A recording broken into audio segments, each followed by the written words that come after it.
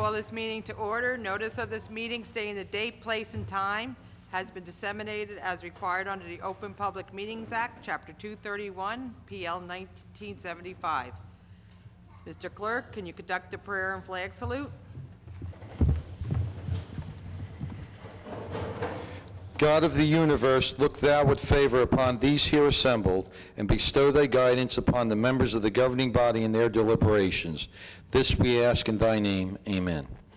I pledge allegiance to the flag of the United States of America and to the republic for which it stands, one nation, under God, indivisible, with liberty and justice for all.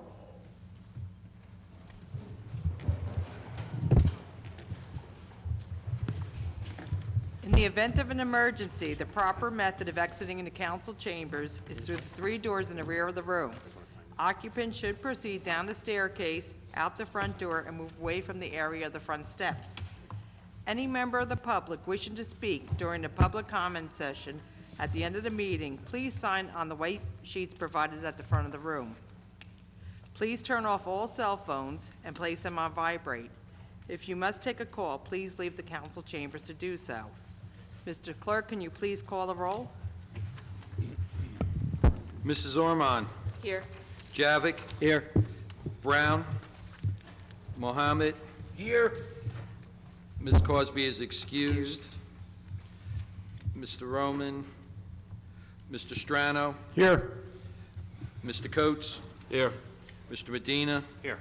Mrs. Hickey Excused. is excused. Mrs. Yamakaitis. Here. Approval of the regular meeting minutes of August 20th, 2019. Council President, I move for approval of the minutes of August 20th, 2019, and request a second. Second. Mrs. Orman. Yes. Javik. Yes. Mohammed. Yes. Strano. Yes. Coates. Yes. Medina. Yes. Mrs. Yamakaitis. Yes.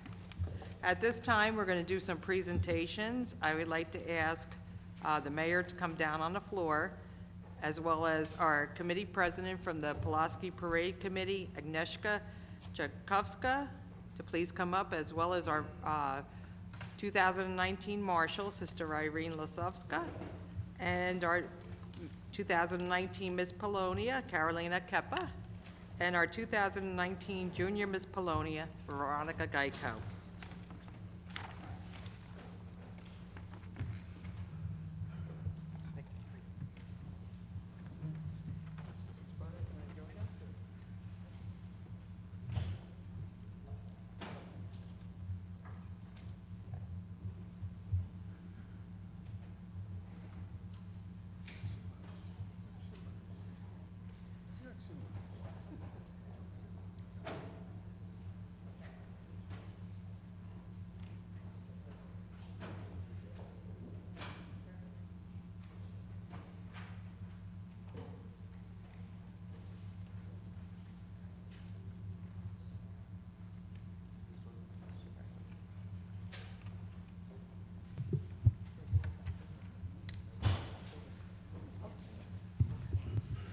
Good evening, everyone. Good evening. It's with great pleasure that we're giving these presentations once again this year to the Pulaski Parade Committee. This was their 79th year for their banquet. The parade is going to be on October 6th in New York City. We just had our New York banquet dinner this past Saturday, where Linden was well represented, as you can see. I'm very proud of our marshal, Sister Irene, and our 2 Miss Polonia and Junior Miss Polonia. They represented Linden well in New York, and I'm sure they're going to do a great job on Fifth Avenue in New York on October 6th. We welcome anyone that would like to join the Linden contingent to come march. Please let us know. You can reach out to St. Teresa's Rectory and get information on joining in to march with us. And I'd also like to give a special thank you to our new president, Agnieszka, who worked very hard to make sure this happened this year.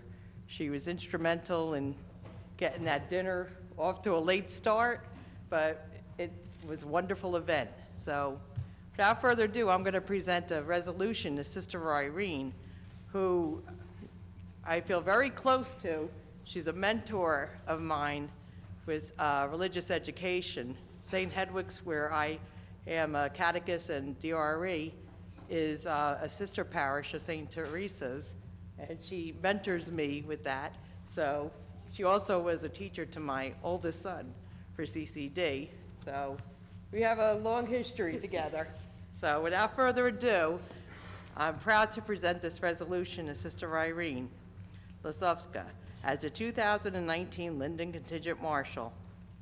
Whereas Sister Irene Lasovska has been selected to serve as the 2019 Marshal to the 82nd Annual Pulaski Day Parade in New York City on Sunday, October 6, 2019, by the General Pulaski Memorial Parade Committee at St. Teresa's, Linden, to represent thousands of Linden and Union County residents of Polish descent. And whereas Sister Irene Lasovska was born in Wrocław, am I saying that correctly? Poland, as the eldest daughter of Maria and Joseph Lasovska.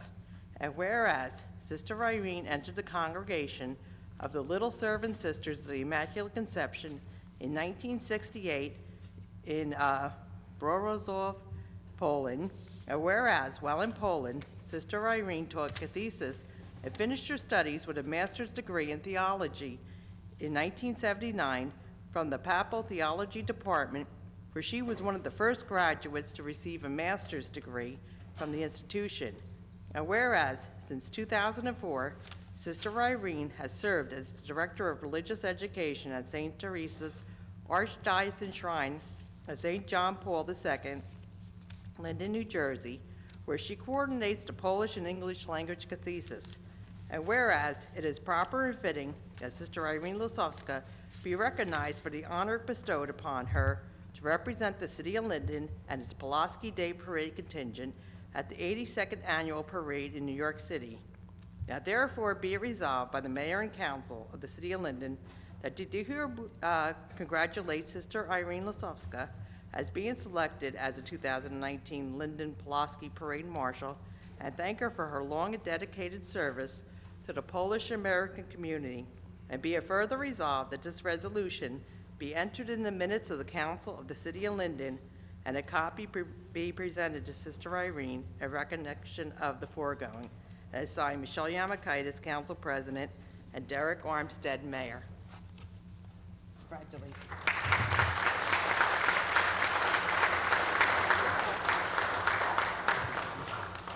Okay.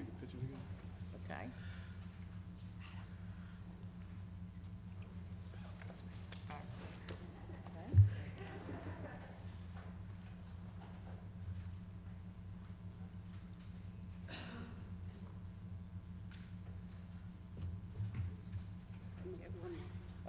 She said one more. She said one more shot. Yep. Veronica's. Oh, two more. Jerry's gonna.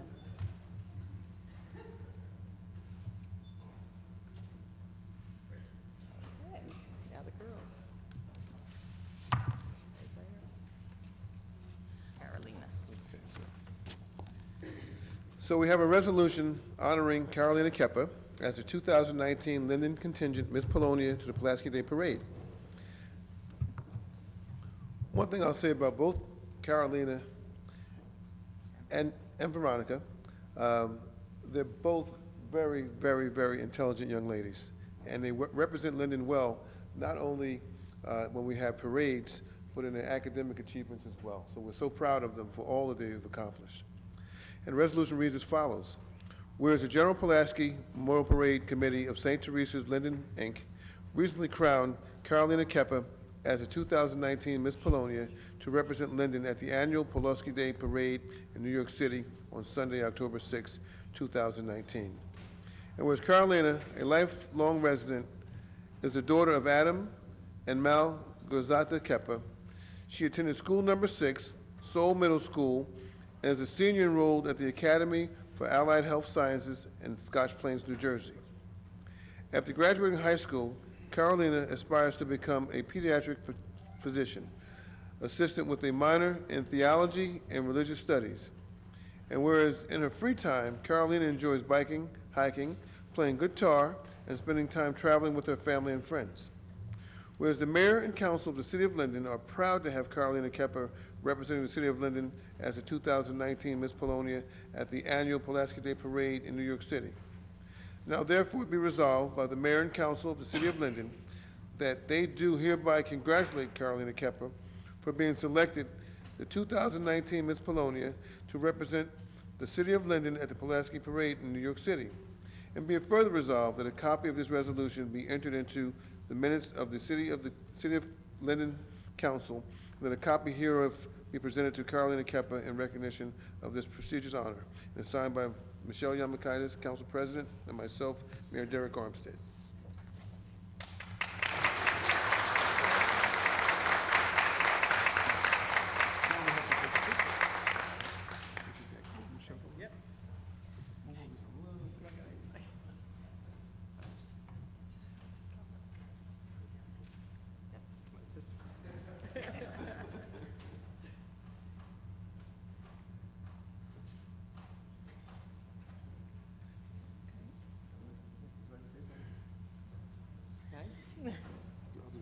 Okay, that's Veronica.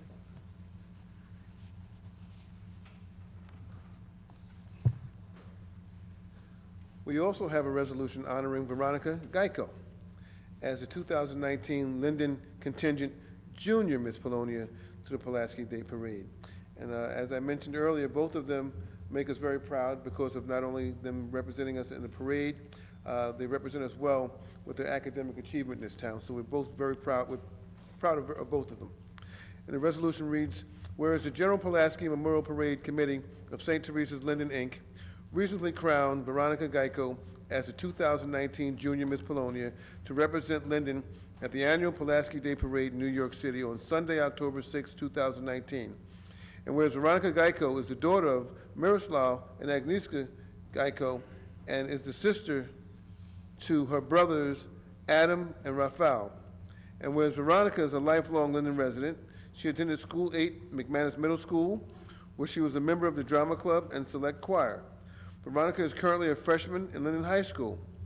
And whereas Veronica recognizes the importance of family and heritage and is extremely honored to have been chosen as Linden's Junior Miss Polonia for 2019.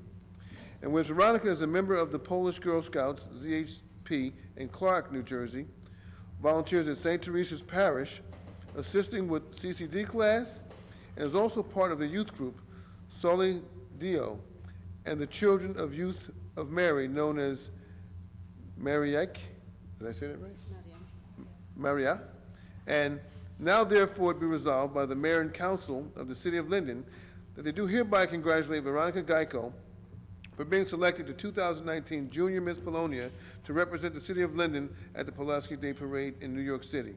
And be it further resolved that a copy of this resolution be entered into the minutes of the council of the city of Linden, and that a copy hereof be presented to Veronica Geico in recognition of this prestigious honor. And it is signed by Michelle Yamakaitis, council president, and myself, Mayor Derek Armstead.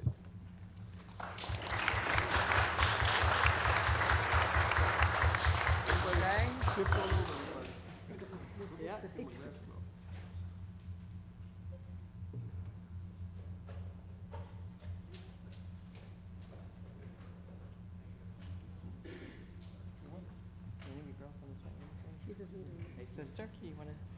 They're very shy. Sister will speak. Sister will speak. Oh, okay.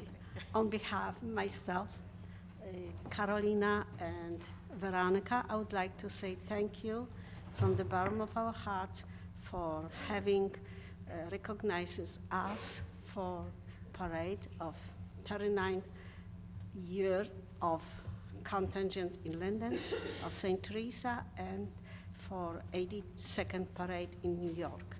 We will be proudly marching or on the car, depend how will be, but we will be proudly be representing of City of Linden in our during parade.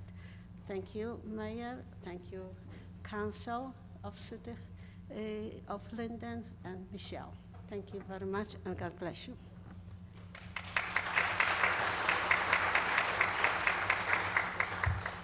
Agnieszka, would you like to say anything? Good evening, everyone. My name is Agnieszka Czajkowska. I am the president of Community Pulaski Parade, Linden, New Jersey. And I'm be happy because it's very good for me. It's the Sister Irene, the Marshal 2019 Linden, New Jersey. Of course, Karolina Kępa, the student of Polish school, Weronika Gajko, Junior Miss Polonia.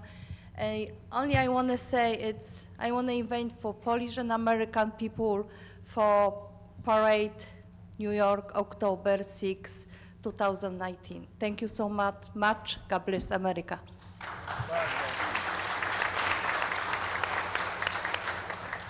I'm just going to ask them to stay up here. I'm very proud to announce that this is going to be the first year we're going to have Polish American Heritage Month, and we're having a festival on October 5th on Wood Avenue. We're changing some things up this year. Mayor always is proclaiming that what a big melting pot the city of Linden is, so you're going to be seeing a lot of festivals coming down the pike this year and coming next spring. So this year, we're going to do something different with the changing of the name for the Pulaski Parade. We're going to start off with the mayor changing the name to Pulaski Avenue on October 5th with Sister Irene. She's very excited, and our Polonias. So that will be at 3 p.m., kicking off the festival, which will be held in the promenade. We've been kicking this around for several years, and I got to thank Councilman Brown. He's very persistent and said, no, we got to get this done. So unfortunately, we're getting it done the day before the parade, which is kind of hectic for all of us. But as you can see, we pulled this parade contingent together very quickly. So we're getting a good response. A lot of people are excited about participating. So I'm proud to announce that this is going to be our first Polish American Heritage Month in the city of Linden. So whereas October is Polish American Heritage Month, a national celebration of Polish heritage founded in Philadelphia, Pennsylvania in 1981 to bring attention to the contribution of Poles and Polish Americans to the United States and the world. And whereas the first Polish immigrants courageously journeyed to the unknown reaches of the New World, bringing with them their beloved customs, traditions, and a vibrant culture of their homeland. And whereas the history and culture of fabric of Linden has been shaped by the Polish American community and their commitment to making this city a better place to live, work, and raise a family. And whereas diversity is one of Linden's greatest strengths, and it is important to recognize and appreciate the many achievements of our Polish residents. And whereas the second and third generation of Poles were born in America in the late 1900s and grew up as Americans with a touch of Polish heritage. The Polish have always held onto a fierce passion for their culture, their independence, and their new country. And whereas Poland has given humanity much through the genius of such giants as Copernicus, Madame Curie, Henry Sienkiewicz. Thank you. Okay, see, I'm hanging with you. Joseph Conrad, Chopin, and Paderewski. Poland has likewise given America much through patriotism like that of Pulaski. Witness that of the John Cardinal Kroll and an innumerable contribution of generations of Polish immigrants and their descendants. Poland's legacy continues to bless America and all mankind in countless ways today. Whereas, as we build an inclusive Linden that works for all Linden residents, I encourage our citizens to participate in the celebration of Linden Polish Heritage Festival on October 5th, 2019, and now therefore be it resolved that I, Derek Armstead, Mayor of Linden, do hereby proclaim that October 1st through October 31st, 2019, as Polish American Heritage Month, and signed by Mayor Armstead. Mayor, you wanna? It's coming, yeah. You wanna say anything on the? Well, Council President Yamakaitis is right. We do have a very diverse city. We are the 9th most diverse city in the state, and to me, that's pretty incredible. You know, And I just think that we really have to continue to address all the various groups in our town and let them know that everybody is important, and let them know that they're in a town where they're all welcome, you know, because we know that a diverse town is a good town. So we just look forward to all the contributions that every group makes in this town. Thank you, Mayor. So once again, we invite everybody on October 5th to help us kick off this festival, as well as be a part of the parade activities the following day on October 6th. So you'll be seeing signs put up around town, and if you want more information, you could reach out to me. You could reach out to St. Teresa's. They have information on the parade. So please join us, everyone.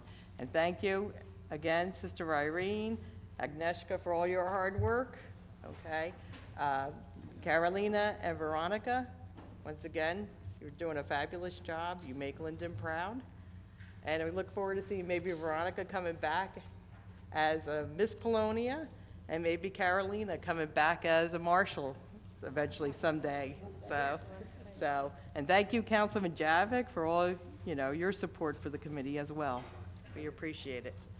Thank you, everyone. Thank you so much. See you. Fall festival, right? Yep. Thank you.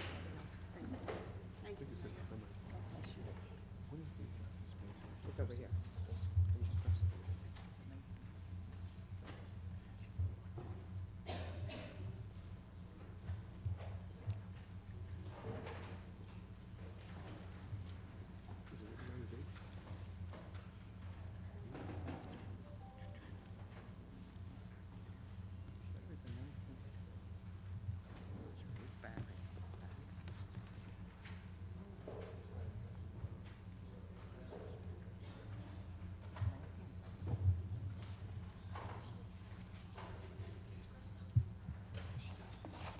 Okay, our next cultural festival, we'd like to invite up Amy Mathis for our Hispanic Heritage Month.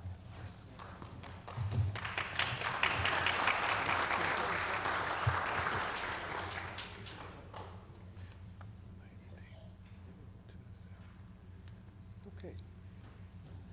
Well, we also have a very large Hispanic population in town that spans many nations, and as I mentioned earlier, we are the 9th most diverse town in the state. And that being said, we wish to celebrate everyone and all the contributions that they bring to our great town. And I tell you, you know, we have some very hard-working people coming from Central America, and they're just making our town a better place. And we love the fact that they're here as well. So we have a proclamation for Hispanic Heritage Month, and it reads, whereas in 1968, Congress authorized President Lyndon B. Johnson to issue annually a proclamation designating the week including September 15th and 16th as National Hispanic Heritage Week to honor the contributions of Americans who trace their roots to Spain, Mexico, the countries of Central and South America, and the Caribbean. And whereas on August 17, 1988, Congress amended the former resolution authorizing the President to extend this recognition into an annual month-long celebration from September 15th through October 15th as Hispanic Heritage Month. And whereas Hispanic and Latino Linden residents enrich our community by sharing their vibrant culture and heritage. And whereas diversity is one of Linden's greatest strengths, and it is important to recognize and appreciate the many achievements of the Hispanic and Latino residents. And whereas Hispanic and Latino residents make significant contributions to our community through their service in government, military service, education, healthcare, business, science, and technology, arts and entertainment, and many other areas that are critical to building a stronger and more sustainable Linden for future generations. Whereas we build an inclusive Linden that works for all Linden residents, and I encourage our citizens to participate in the celebration of Linden Latin Festival on October 19th, 2019. And now, therefore, it be resolved that I, Derek Armstead, the mayor of the city of Linden, New Jersey, do hereby proclaim September 15th through October 15th, 2019 as Hispanic Heritage Month. And it's signed by myself, and I'm going to present this to one of our hard-working citizens,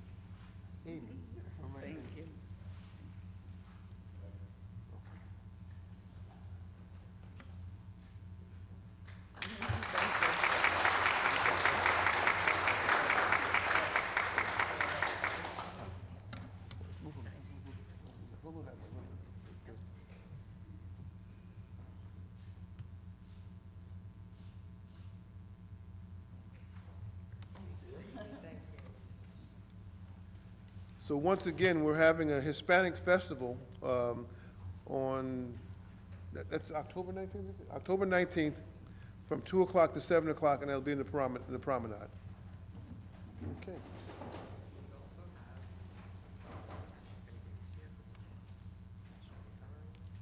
Okay. Yes, we do have some information.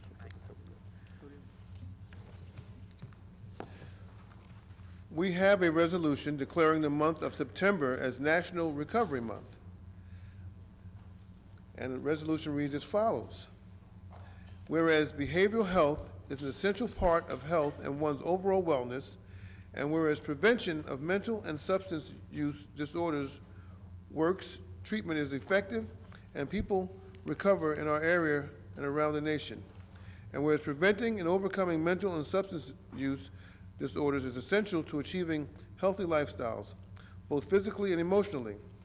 And whereas we must encourage relatives and friends of people with mental or substance use disorders to implement preventive measures, recognize the signs of problems, and guide those in need to appropriate treatment and recovery support services. And whereas an estimated 2,000 people in Linden are affected by these conditions. And whereas to help more people achieve and sustain long-term recovery, the U.S. Department of Health and Human Services, the Substance Abuse and Mental Health Service Administration, the White House Office of National Drug Control Policy, and the Council of the City of Linden invites all residents to participate in National Recovery Month, which is September.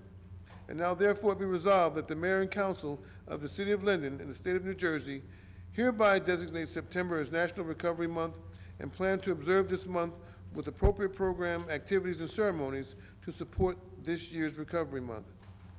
The theme is Join the Voices for Recovery, Strength, Families, and Communities. And it's signed by Michelle Yamakaitis and myself, Mayor Derek Armstead. And we do have Amon Labs, some representatives from Amon Labs here who are going to come up. This is Mary Ellen. Mary Ellen is an employee of Amon Labs, and I can just tell you this, Amon Labs is not only a good corporate citizen, they're partners with us as we try to help those who are addicted to drugs and who are addicted and alcohol, and we're committed as a city to make sure that we help those who are in need. I mean, you know, I think everyone here can attest to the fact that there's either a family member or a friend, we all know someone who's been affected by drugs or alcohol. And we often say that alcohol and drug addiction, they have no boundaries. They know no race, they know no nationality, they know no religion. They cross all boundaries, and it's incumbent upon us, those of us who are responsible for the welfare of our communities, to be vigilant in our efforts to try to help people who suffer from these conditions. So once again, we have Amy. And Amy we're very familiar with Amy. She can tell us a little bit about herself if she will. Sure. So my name's Marielle, Marielle, and it's okay. It's all right, Mayor. And Ammon Labs is actually the parent company for Ammon Foundation, which I run. And we give scholarships away to people in recovery from addiction to go to college or vocational or trade school. We love being housed in Linden. And we're really appreciative that the City of Linden is recognizing National Recovery Month. Too often, we talk about addiction and mental health in silence and shame, right? Which fosters silence and shame in the families that are impacted, as well as the people who are suffering. And National Recovery Month is really about bringing awareness to addiction as a public health issue and breaking the stigma around addiction. And I think the number that Mayor Armstead read is really important, right? 2,000 of your citizens here in Linden are most likely impacted by a substance use or mental health disorder. So Recovery Month is all about recognizing that addiction is a treatable, preventable condition, but also that people who suffer from addiction get well. So we're proud to be here. Thank you so much for recognizing National Recovery Month and having me. Now you gotta take a picture. Okay, great, we'll take a picture.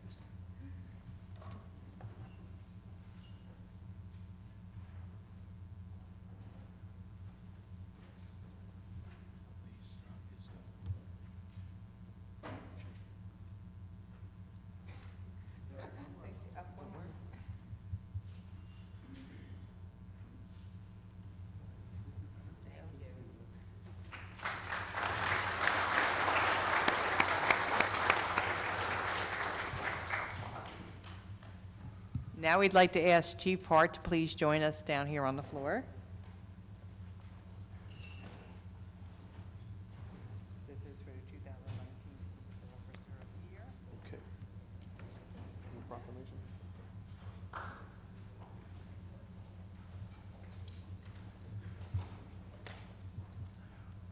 Our next award or resolution will be in recognition of Officer Mikael Diaz as the 2019 Police Officer of the Year.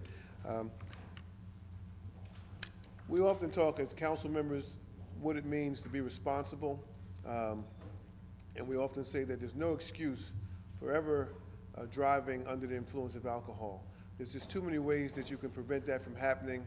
You can call an Uber, call a friend, have a designated driver. There's so many ways that you can prevent that from happening. Officer Michael Diaz has been very vigilant in the apprehension of those who think that driving under the influence is acceptable. And he's done an outstanding job. He's the #1 person in Union County and in the state, right? It's just Union County? He's one of the top leaders in the state. And one of the top leaders in the state. And we commend him for his efforts to make sure our city remains safe. So he's done an excellent job. And we're going to read a resolution recognizing your efforts, and you can come on up and we're going to present you with an award as well. The resolution recognizing Officer Michael Diaz as the 2019 Police Officer of the Year reads, whereas police officers risk their lives each and every day in order to ensure public safety and enforce the laws of the land.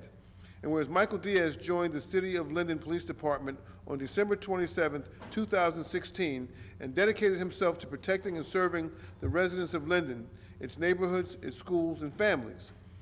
And whereas since the time he has distinguished himself on numerous occasions by proudly serving his community on the front lines of the battle against crime, and whereas Officer Diaz has received awards for his role in several high-profile incidents, including 2 life-saving awards.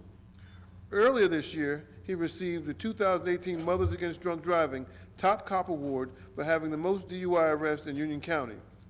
And whereas Officer Diaz is also a state New Jersey certified paramedic, he is a CPR and first aid trainer for the Linden Police Department and the John Stamler Police Academy.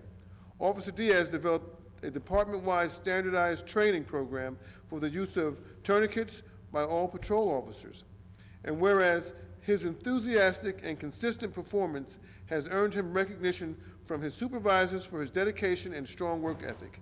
The Mayor and Council of the City of Linden wishes to honor him and thank him for his service to the City of Linden. Now therefore be resolved by the City Council of Linden that they do hereby recognize Officer Mikael Diaz for his exemplary performance of his duties by declaring him as the City of Linden's 2019 Police Officer of the Year, and that this resolution be entered into the minutes of the Council of the City of Linden, and a copy be presented to Officer Diaz in recognition of the foregoing. It's signed by Council President Michelle Yamakaitis and myself, Mayor Derek Armstead. And I want to thank you for all your hard work.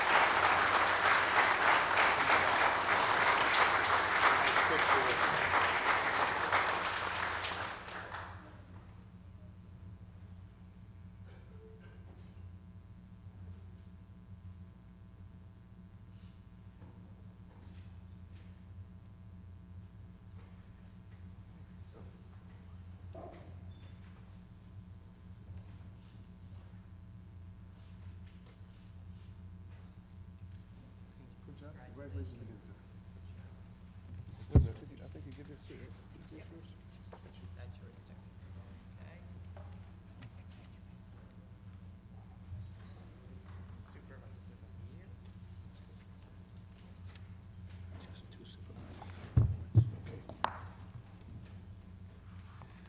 We have two Supervisor of the Year awards.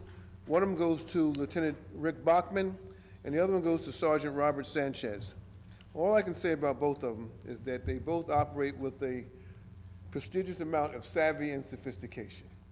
Okay, we have Sergeant Sanchez, who has been working with our computers.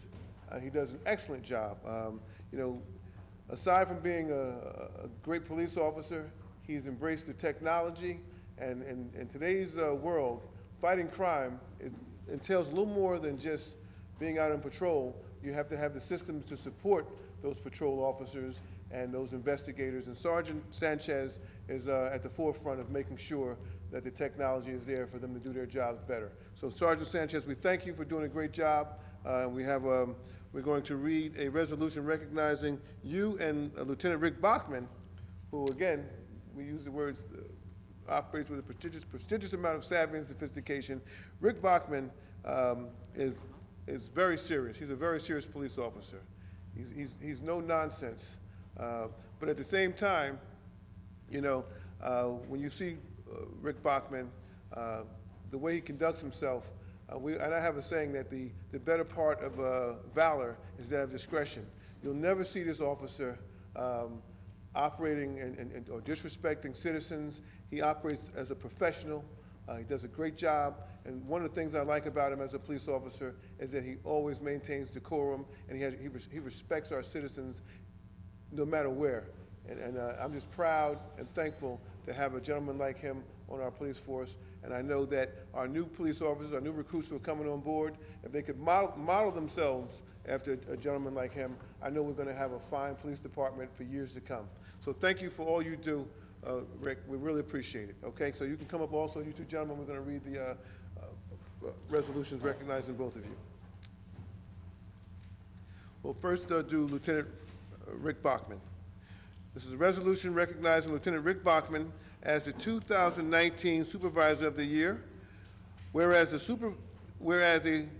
superior officer is an individual who in the course of their duties has made a significant and positive impact on the services provided by the police department. Services may include any department function taken on behalf of the community, police department, or the city as a whole. Whereas a superior officer is someone who demonstrates exemplary leadership qualities and a commitment to furthering department goals. And whereas one such superior officer is Rick Bachman. Rick Bachman joined the City of Linden Police Department on July 19, 2006, dedicating himself to protecting and serving the residents of Linden. On September 1, 2017, Officer Rick Bachman was promoted to the rank of lieutenant. Whereas Lieutenant Bachman has consistently demonstrated the qualities expected of a leader in the Linden Police Department. He effectively communicates with civilians, defendants, and other supervisors with respect. And whereas his focus on teamwork motivates his fellow officers and brings out the best in them within the police department, Lieutenant Bachman is seen as a mentor. In the words of a subordinate, he has profoundly impacted the lives of all his subordinates, professionally and personally.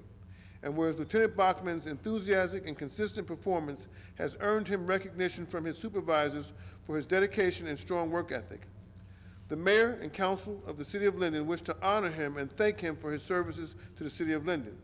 Now therefore be resolved that I do hereby recognize Lieutenant Rick Bachman for his exemplary performance of his duties by declaring him as the City of Linden's 2019 Supervisor of the Year, and that this resolution be entered into the minutes of the City Council of Linden, and a copy be presented to Lieutenant Bachman in recognition of the foregoing. And it's signed by Michelle Yamakaitis and myself, Mayor Derek Armstead.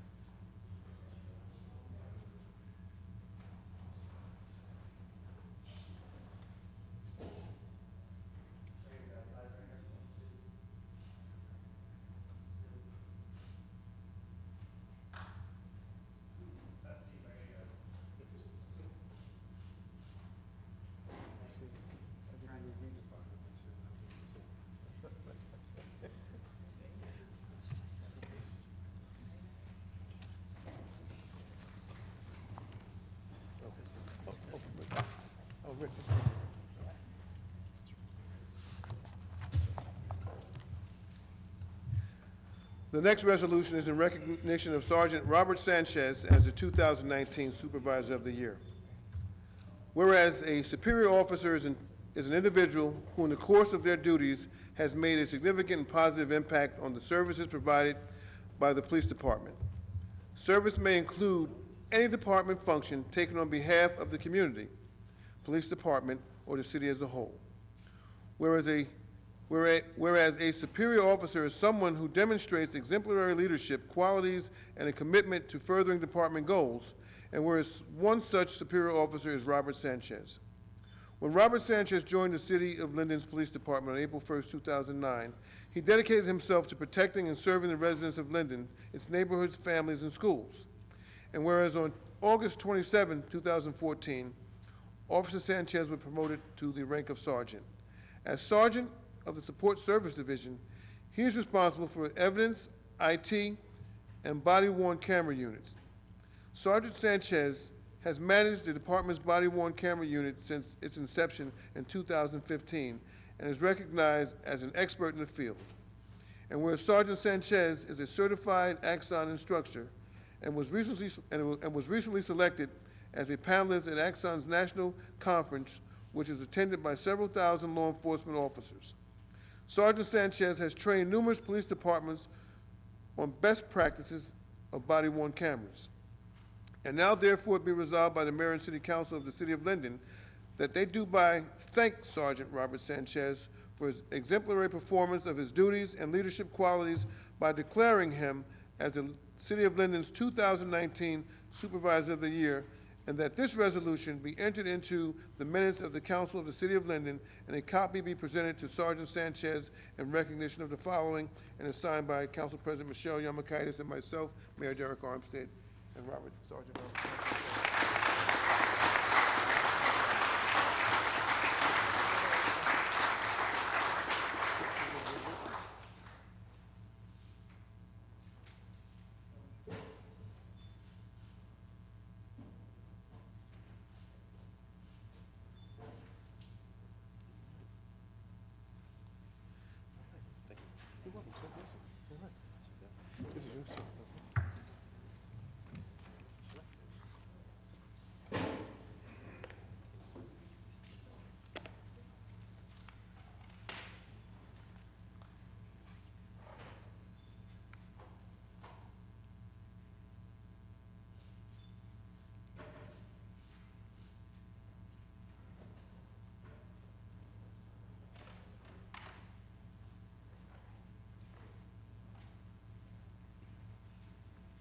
It's so much simpler when you have one camera. I know, right?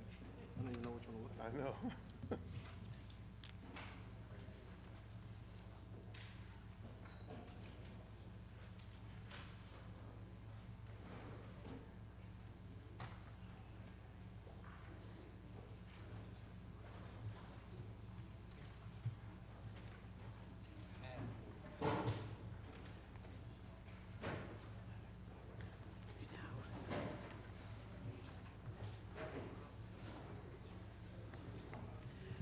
Okay, at this time, we're going to do a recycling presentation.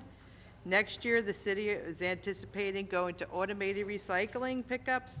Mr. Dan, the head of the Division of Community Services, is here to do a presentation explaining the changes that will take place. I'd like to ask Mr. Dan, as well as Mr. John Venditto and Ronnie Brewer from the Public Works Department, to please come up.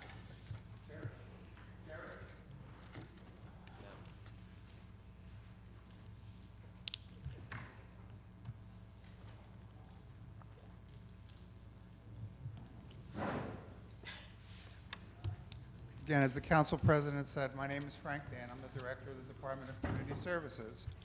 With me this evening is Assistant Superintendent of Public Works, John Venditto, and Recycling Supervisor, Ron Brewer. At the direction of Mayor Armstead and the City Council, they've directed the Division of Public Works to begin the process of automating recycling pickup. Now, you're going to say, what does that mean? It's very simple. We will be picking up recycling the same way we pick up garbage with the automated truck, the truck that has an arm that reaches out, picks up, and dumps the material in. And we have two different cans, and these gentlemen will describe to you exactly why we have two different cans. My name is John Vendetto. I'm the Assistant Superintendent of Public Works. And next year in 2020, we're going to have automated collection like just as Frank had mentioned. We're going to start this program in wards 1, 2, 6, 7, and 8. And that'll begin on January 6th, right after the first week of the new year. And basically, what we have here for your paper and your commingled materials, we have two different containers, which are obviously different colors to make it easy to differentiate the two. It won't look like your green container, and they'll be picked up just the same way as your garbage is. Be picked up once every other week, and I'll just show you how easy this is.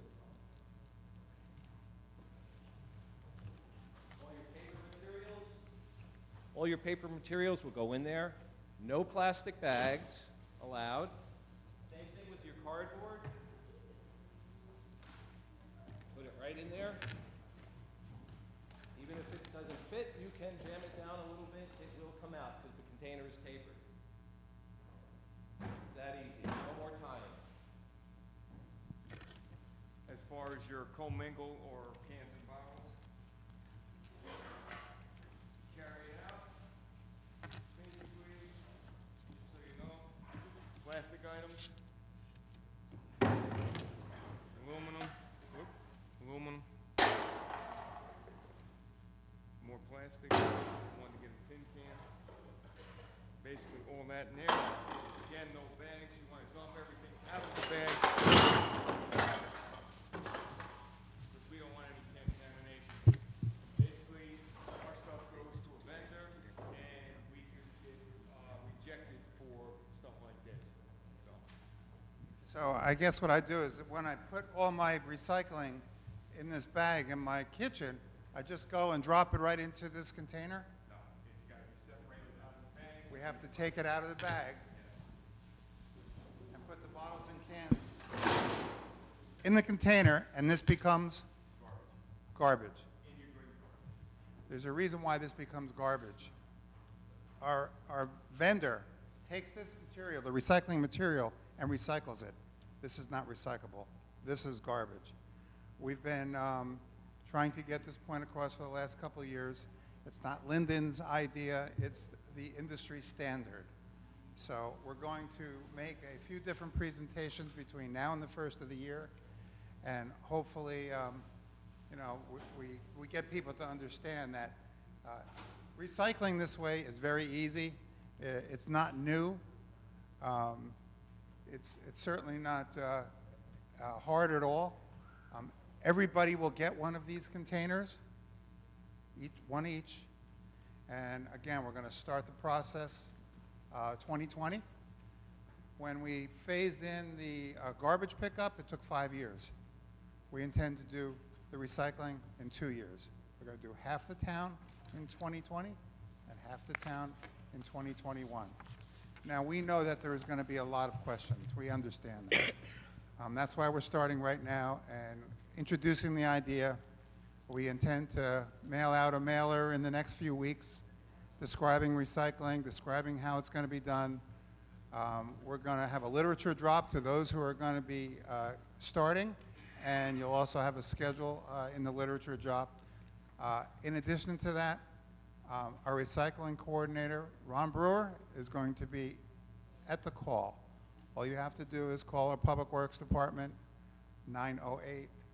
908-474-8666. Ask for Mr. Brewer or actually any of us, and we can answer the questions that you may have about automating recycling. Again, you're going to be seeing us one more time before the first of the year, and you'll get a mailer, and hopefully it's self-explanatory. Thank you very much.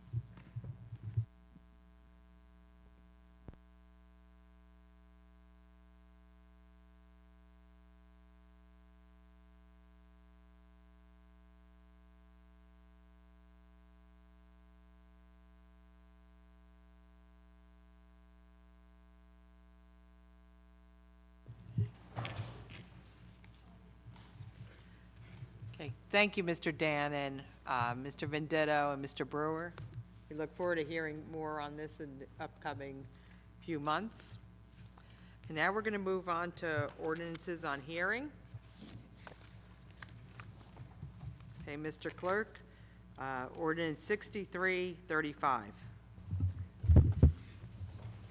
An ordinance to amend and supplement Chapter 7, Traffic, of an ordinance entitled, "An Ordinance Adopting and Enacting the Revised General Ordinances of the City of Linden, 1999, passed November 23, 1999, and approved November 24, 1999, and as amended and supplemented, 7-33 handicap parking regulations, 7-33.1A handicap parking on street, delete 222 First Avenue, one space. Add 1004 Chandler Avenue, one space. 2214 East Edgar Road on Dennis Place, one space. Okay. Has the ordinance been properly published and posted? Yes, ma'am. Has any written communication been received? No, ma'am. Is there anyone that wishes to be heard on this ordinance? Seeing none, can we have a motion, please? Yes, Council President, I'd like to make a motion that we close the hearing on ordinance 6335.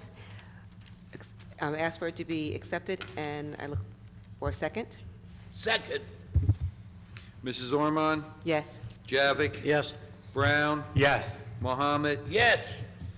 Roman? Strano? Yes. Coates? Yes. Medina? Yes. Mrs. Yemakaitis? Yes. Ordinance 6336.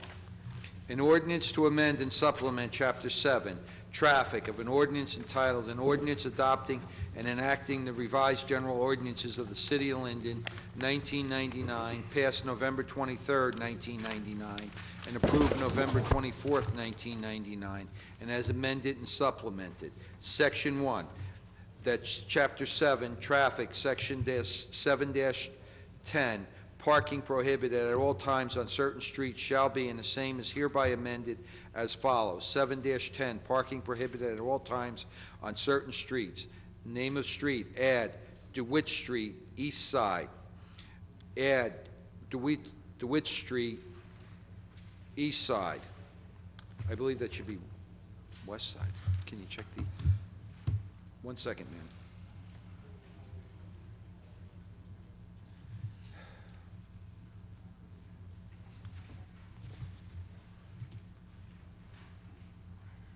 West side.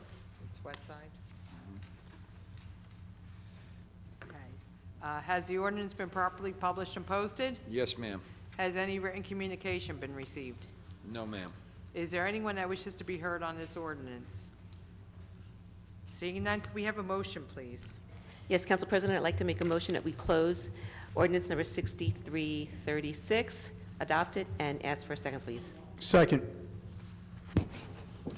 Mrs. Ormond? Yes. Javik? Yes. Brown? Yes. Mohammed? Yes. Strano? Yes. Coates? Yes. Medina? Yes. Mrs. Yemakaitis? Yes.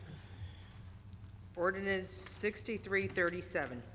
An ordinance to amend Chapter 2, Article 2, Section 4.3 of the City Code to create the Bureau of Constituent Services. Section 1, that Chapter 2, Article 2, Section 4.3 of the City Code shall be, and the same is hereby amended to add the following. Section G, within the office of the mayor, there shall be the Bureau of Constituent Services, the head of which shall be the mayor. The Bureau of Constituent Services shall consist of 3 divisions.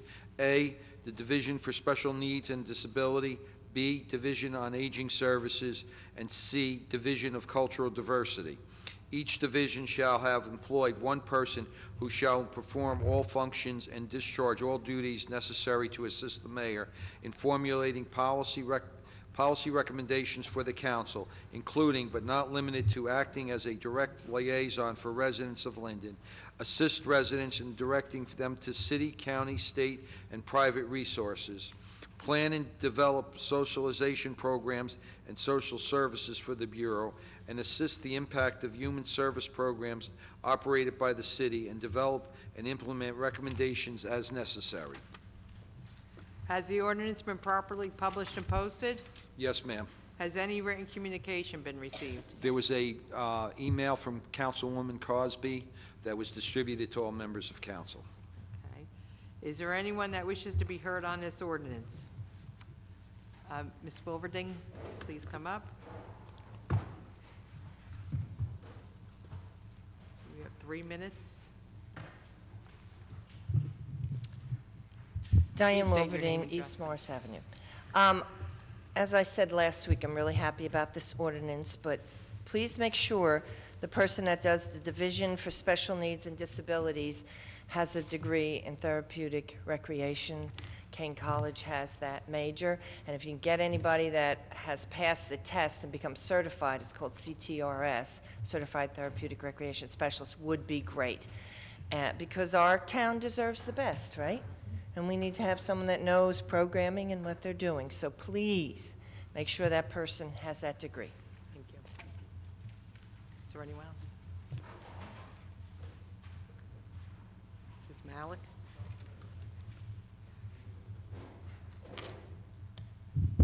Couple of quick questions. This would be for what fiscal year that these individuals would be hired? You know, right away, that they'd be coming in this year, or for 2020, or what? That's the first thing. And is there going to be a residency requirement for this, especially what Ms. Wilverding said, having, you know, special skills for being employed? And also, is this full-time or part-time for these 3 individuals? And the last thing is, how will these individuals be funded, you know, in our, you know, where are we going to be getting the money for these? Okay, Mayor Armstead? Starting backwards, the funding for these 3 individuals, this is something new. Where are we getting the money for that? What is the year that this will be, in what budget? Are these individuals full-time or part-time? And is there going to be a residency requirement for these individuals? I'll start with the funding aspect of it. We have a number of retirees in the Board of Health, and I think what we're going to do is try to divert some of the money from the Board of Health to partially fund this particular, these positions.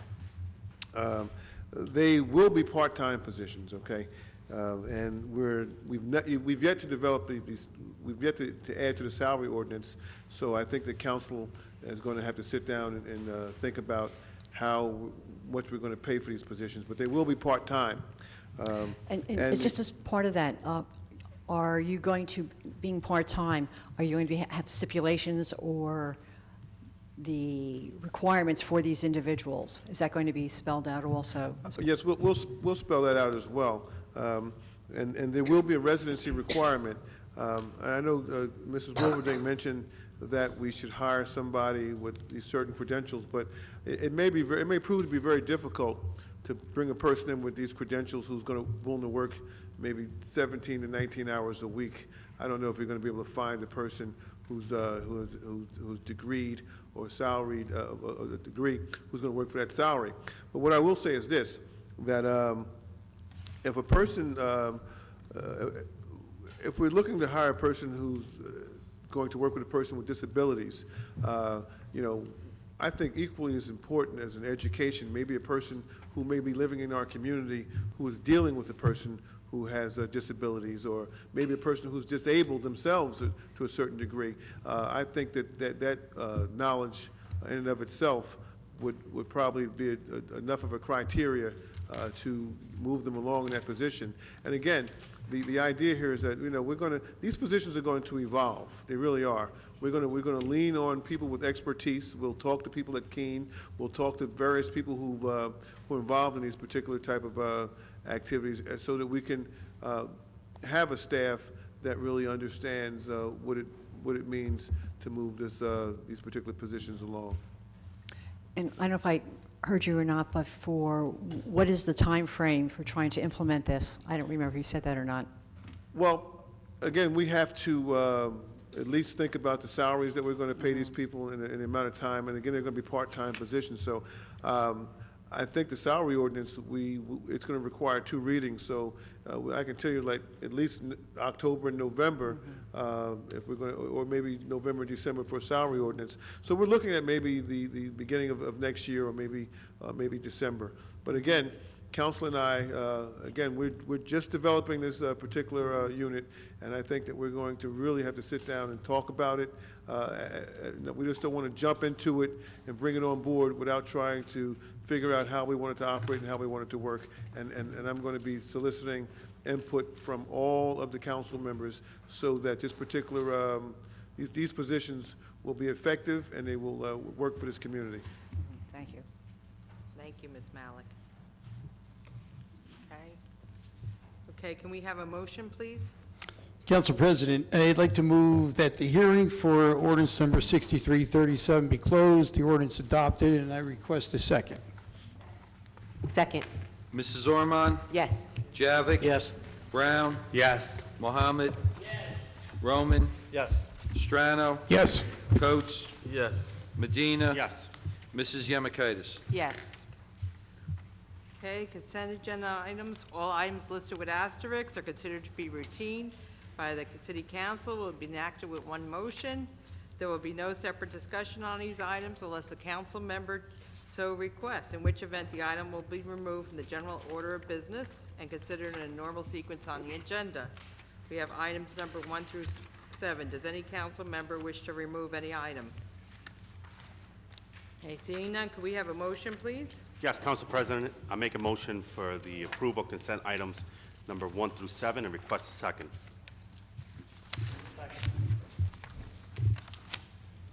Mrs. Ormond? Yes. Javik? Yes. Brown? Yes. Mohammed? Yes. Roman? Yes. Strano? Yes. Coates? Yes. Medina? Yes. Mrs. Yemakaitis? Yes. Okay, we're going to move on to committee reports from members of the governing body. Each member has 5 minutes for the reports. We're going to start with Councilwoman Ormond. Thank you, Council President. The first thing I'd like to do is to give my report for the Division of Transportation and Parking. I hereby submit the monthly financial report from the Division of Transportation and Parking for the month of August 2019. This report includes the collection of on- and off-street parking meters, railroad parking lots, railroad parking permits, and merchant parking permits. On the Trenton side collections, there was $4,705. New York side collections, $3,553. Railroad credit card transactions, $29,584.82. Railroad permits, $819.43. Online railroad permits, $640. Parking meter collections, $17,237.70, and there was none in merchant parking. The grand total for the month, $56,539.95, and that is submitted by the Traffic Maintenance Supervisor, Tyrone L. Gibbons. I want to give a little brief report on the library, since it was requested, and I'm excited to say that there are a lot of interesting things going on. We have a brand-new library board member, Raina Martucci, who just joined the library board this month. But I would like to also highlight there are a lot of interesting things that go on for our children especially. So just for the record, on 9/19, they're having the Children's Reading Club featuring Dora the Explorer.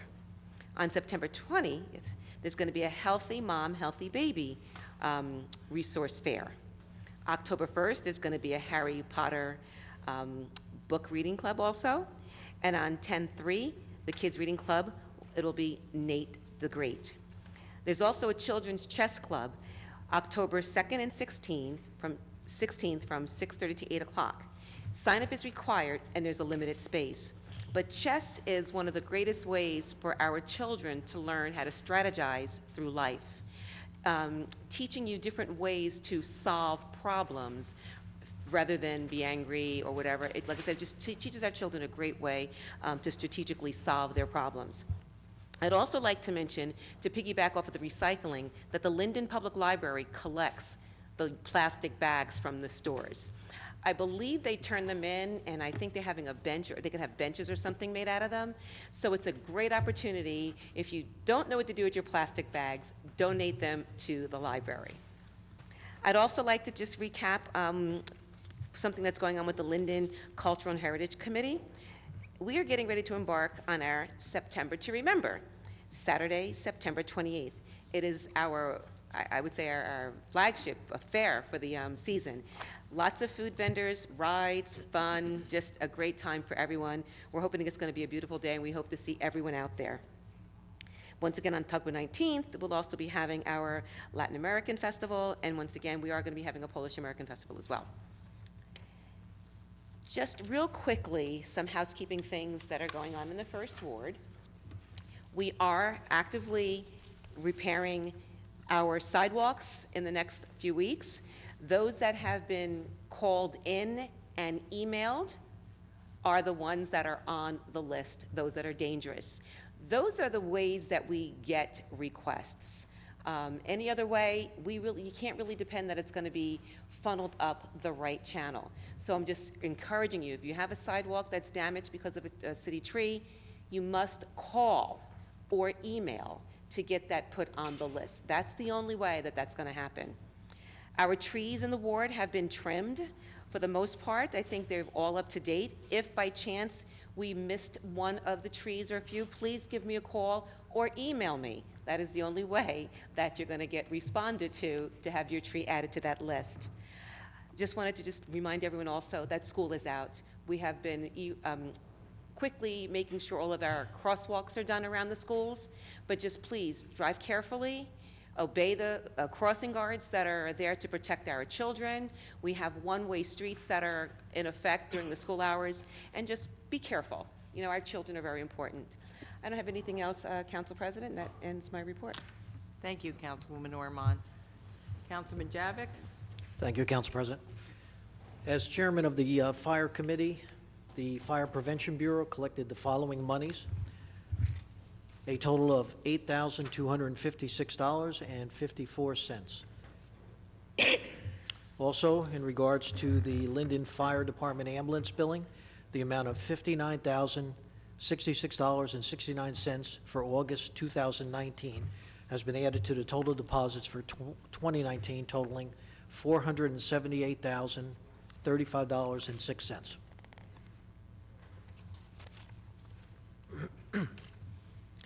I would like to remind everyone that October 4th is Fire Prevention Night in front of City Hall, 5 p.m. to 8 p.m. There will be fire department displays, apparatus, safety demonstrations, and information. And let's not forget Sparky the Fire Dog and Freddie the Fire Truck. Also will be there. We will have prizes for the children and refreshments. At this time, I would also like to congratulate our fire chief, Joseph Dooley, on his 35 years of service with the City of Linden. All of us wish him well on his retirement at the end of this month.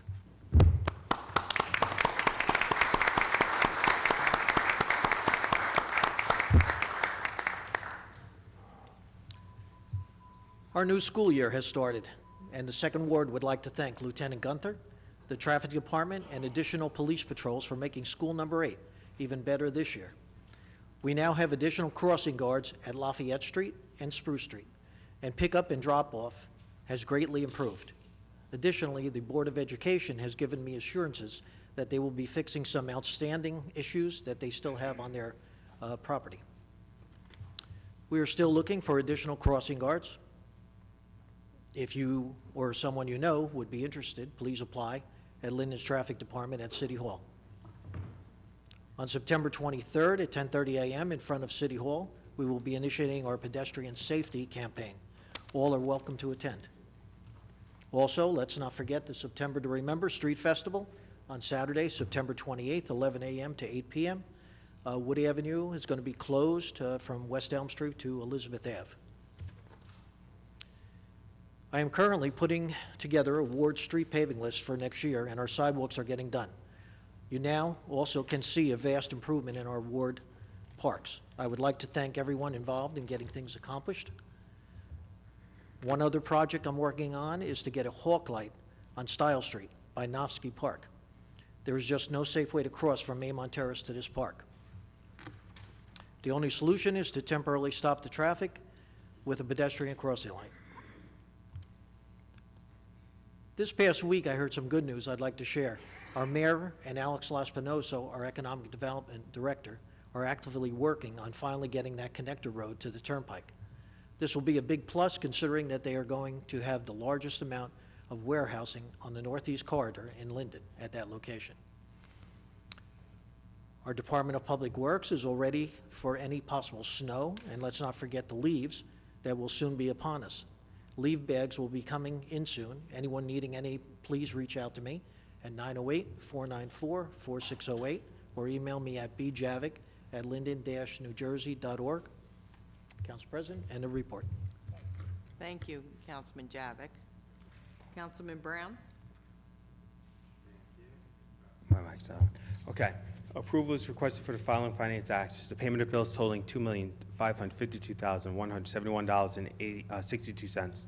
Bills have been signed by the mayor, council president, and the finance chairman, and a detailed check register and vouchers are on file in the clerk's office. Item number 2, we are in receipts of investments made by the city treasurer for the month of August at the rate of 2.75%. I move for approval and ask for a second. Mrs. Ormond? Yes. Javik? Yes. Brown? Yes. Mohammed? Yes. Roman? Yes. Strano? Yes. Coates? Yes. Medina? Yes. Mrs. Yemakaitis? Yes. In regards to the Recreation Committee, thinking maybe next month or the month after, we'll be having a more detailed report on some of the programs that we're looking to roll out possibly next year with the new director being in place and working well with Nancy and the other staff there. They've come up with a lot of good, new, innovative programs. Like I've stated before earlier, what we need to focus on now with our recreation department is going back to the basics with our seniors, with our youth.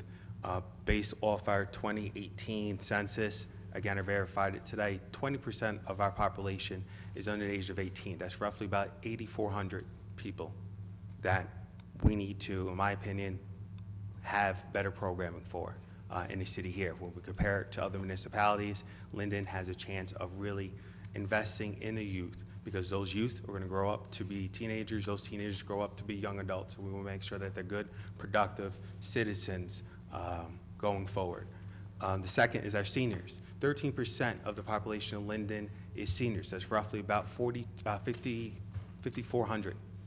That back in the day, we used to have really good, great senior programs. I think last we checked, we maybe have less than 50 seniors that attend some of our programs. So that's an opportunity for us to go back to the basics, to address some of these quality of life issues.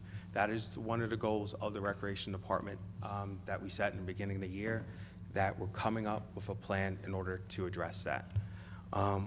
Lastly, just want to address last month when I wasn't here, just as I talked about recently, over and over again, youth, seniors, the homeless. I was outside addressing those issues, one of which is disturbing, and this is how bad social medias get, is that when we post pictures of children and children here in the city, and people within the city here are making negative and nasty comments, whether it's about Barbara that's out front or whether about seniors, that shows you how nasty and hateful people can be. Now it's stemming down to our children. So I chose to go out there, and they came in here to talk to them about what's going on in this environment that they're in, because the fight that happened was over a bus seat. And me as a parent knows that sometimes kids make mistakes, and it's up to us to teach them better. And that's what we're doing. But it's unfortunate that people, rather than take the time to sit down and talk to our youth, would want to post pictures of them on social media and resort to bashing. And all I can say is, unfortunately, that's the mentality and behavior of people. But luckily, with the 42,000 people that we have here in the city, there's a lot of good people. So on that note, end of my report. Thank you, Councilman Brown. Councilman Mohammed. Good evening, Council President. Good evening. Thank you for the opportunity.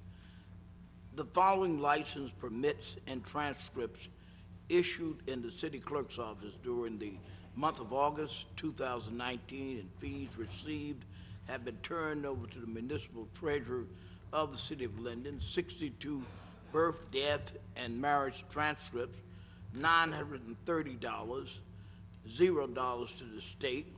Marriage and civil union license, $105 to the city, $875 to the state.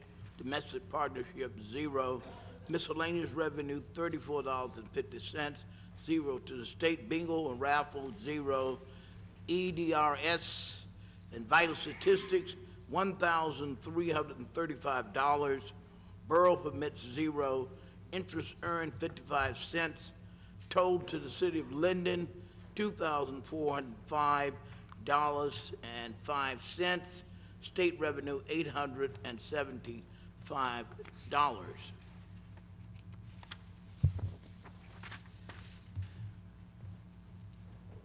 The city clerk's license division submitting this monthly report for the month of August. This office issued 25 dog licenses and 47 miscellaneous licenses for a total collection of $1,085.27. In the Fourth Ward, there has been reports to us of trees that that aren't stabilized. The Department of Public Works and Division of Trees have inspected those trees and found all the trees to be solid. That was reported to me. Also, all of the work on the trees in the Fourth Ward has been taken care of. I will be meeting, the Fourth Ward meet and greet will be on Saturday, September 21st, 2019, from 3 p.m. to 8 p.m., rain or shine. And one of my constituents, which is the mayor of this great city, Mayor Armstead, Derek Armstead, that is, it will be held at his house, 516 Carnegie Street in Linden. Enjoy awesome food, fun, games, and music, and great company. It's hosted by the Mayor Derek Armstead and Councilman Muhammad. For information, please call Councilman Muhammad at 908-463-4843. That's also my number. You can call me any time of the day with any of your concerns. God bless you, and God bless the Fourth Ward. Thank you. Thank you, Councilman. Councilman Roman? Thank you, Council President. Good evening, Linden. I just wanted to start off with congratulating the Pulaski Day Parade Committee and all those that are involved with it. It's going to be a great weekend, the first weekend of October, and I can't wait to participate with y'all. September, remember, comes first, though, and I'll be in my normal spot between the beer tent and the food contests that we always have. I'm excited about it. We have a couple new vendors coming in, and I do believe that the fire department is going to be sponsoring a dunk tank. Just waiting on final confirmation of that, so the dunk tank should be back. So I'm excited about that. Sixth Ward Garage Sale was last weekend. It also can be next weekend, too. The resolution will be valid for September 20th, 21st weekend, in case you want to put some stuff back out. So that's all for any Sixth Ward residents out there. And if you're in the area, you want to come stop through, I'm sure there'll be a couple garage sales going on. I wanted to talk about a Narcan training that is going on at the Winfield Fire Department, which, if anyone's familiar with Winfield, if you just go around the circle, you'll run into the fire department sooner or later. But it's on 12 Gulfstream Avenue. The Narcan training is September 27th at 6 p.m. All people that show up are going to get a free Narcan dose. It's good to be well-versed. As the mayor said before, about 10% of families here are affected by the opiate epidemic. And I think that knowing how and having this ready in the case of emergency, whether you're on the streets or in your own home, is a valuable thing to have. Delaying the Sixth Ward cleanup, just so I can get back on the same page as the county. County obviously owns Wheeler Park. That's where the Sixth Ward cleanup is going to be. So I'm just going to get on the same page with them, and I will update everyone going forward. Jefferson, I know we removed the tree in the back. I know it's hideous, and it's still up there. We are getting to it, and I'm going to address the property damage that was done there this week. Munsell, going forward, the big empty lot in Munsell, as I've stated before, I'm going to try to clear the trees out of there this coming fall, spring, so keep a lookout for that. Cedar and Clinton has brand-new red flashing stop signs. As a part of the accident review committee, I've been working hard to fix the problem we have on Clinton, Woodlawn, and other areas in the 6th Ward. So you'll see the flashing stop signs out there. I'm not stopping there. I'm going for 4 ways. There was an accident 2 days ago. There's an accident 4 days ago. There's literally an accident once a week on Clinton Street, and I'm not going to sit there and tell the residents I can't do anything. So again, I implore this council to help me, as every ward has gotten their 4-way stop signs, help us in the Clinton Street corridor with these 4-way stop signs. It's a simple ordinance. We can pass it just as quick as 1 or 2 council meetings can happen. Kennedy, I know about your ticketing issue today. I'm looking into it. I'm trying to get to the bottom of it. School 6 has been, the school is open. The parents have been really great with the drop-offs. The Meridia residents haven't been parking there. Everything's been run smoothly. If there's any issues at all, please call me. Meridia is ongoing construction. The pathway's there on Morse Avenue. If you have any issues with the sidewalks, let me know. I'm there every day. It's literally my next door neighbor. So I'm dealing with it just like the rest of you guys are. Crossing guards. Councilman Javik said something about crossing guards that we're hiring. We're still looking for like 8 more. We are opening it up county-wide, which is nothing that we've done before. If you know anyone, or you're hearing this on Facebook or anywhere on the internet, if you know anyone that wants to come be a crossing guard in Linden, we'll take them, and we'll take them immediately. So I'll give them my number, and I'll get them in touch with the appropriate authorities. I just want to congratulate, pending the next report and the personnel report approval, but I want to congratulate future Lieutenant Schulhafer, Captain Brady, and Captain Clark, and Deputy Chief Vogel. They will be being promoted in a moment. I know the 3 of you, and you are phenomenal firefighters, and I'm sure will do great in your new position. So I want to, congratulate you beforehand. Thank you, Council President. That concludes my report. Thank you, Councilman Roman. Councilman Strano. Thank you, Council President. I have before me the personnel report for September 17th, 2019, and I will ask for questions at the end of this, and we'll move it from there.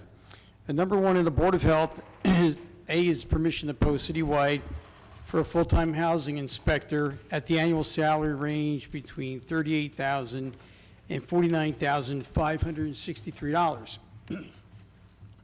Number 2, in the Department of Social Services, A is permission to post citywide for a full-time social worker at the annual salary range between $60,000 and $85,000 per year.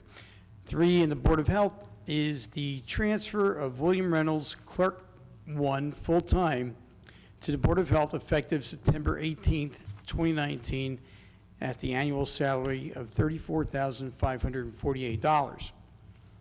4, in the Fire Department, A is the promotion of Fire Captain Michael Vogel to the rank of Deputy Chief effective December 26, 2019, for seniority purposes and at the annual salary of $150,960, which shall be effective October 1st, 2019. B is the promotion of Fire Lieutenant Robert Clark to the rank of Captain effective September 26, 2019, for seniority purposes and at the annual salary of $124,000, which shall be effective October 1st of 2019. And C is the promotion of firefighter Kevin Schulhafer to the rank of lieutenant effective September 26, 2019, for seniority purposes and at the annual salary of $108,000, which shall be effective October 1st of 2019. 5, in the municipal court, A is the hiring of Calissa Santiago, Diana Jose, and Gazelle Williams as full-time clerk 1 at the annual salary of $34,548, effective September 23rd of 2019. 6, in the police department, A is permission to post externally for a full-time clerk at the annual salary of $34,548 to fill an existing vacancy. B is permission to open the crossing guard to job posting Union County residents at the rate of $12 per hour. 7 is the Department of Community Service and the Public Works, the approval of the Public Works seasonal list, which is on file in the city clerk's office. 8 is in personnel. A is an FMLA/NJFLA leaves. There are 5 FMLA and JFLA on file, and that's in the Personnel Division. Do we have any questions on personnel? Mrs. Malik, please come forward.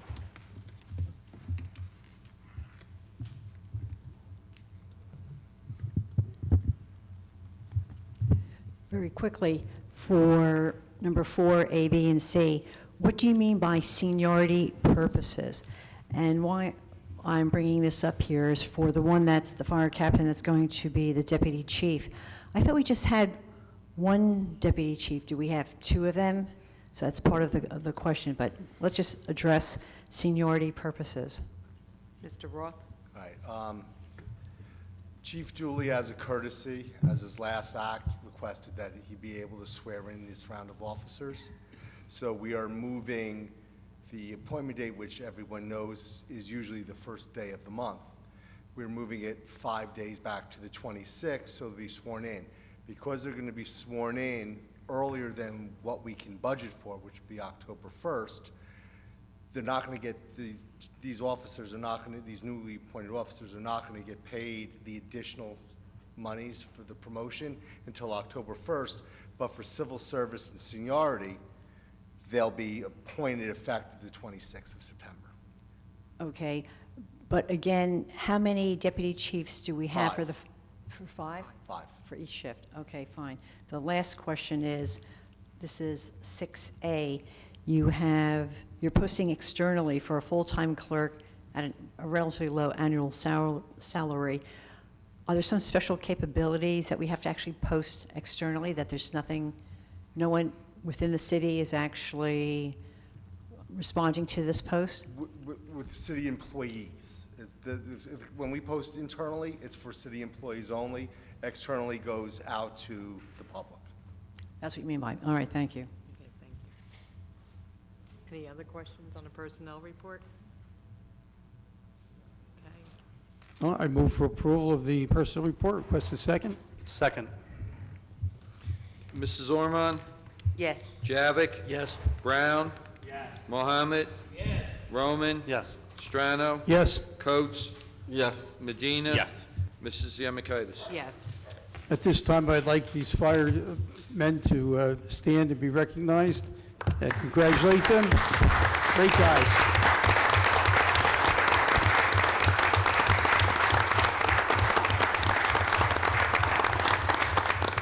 Well deserved, thank you. Continuing on with my report.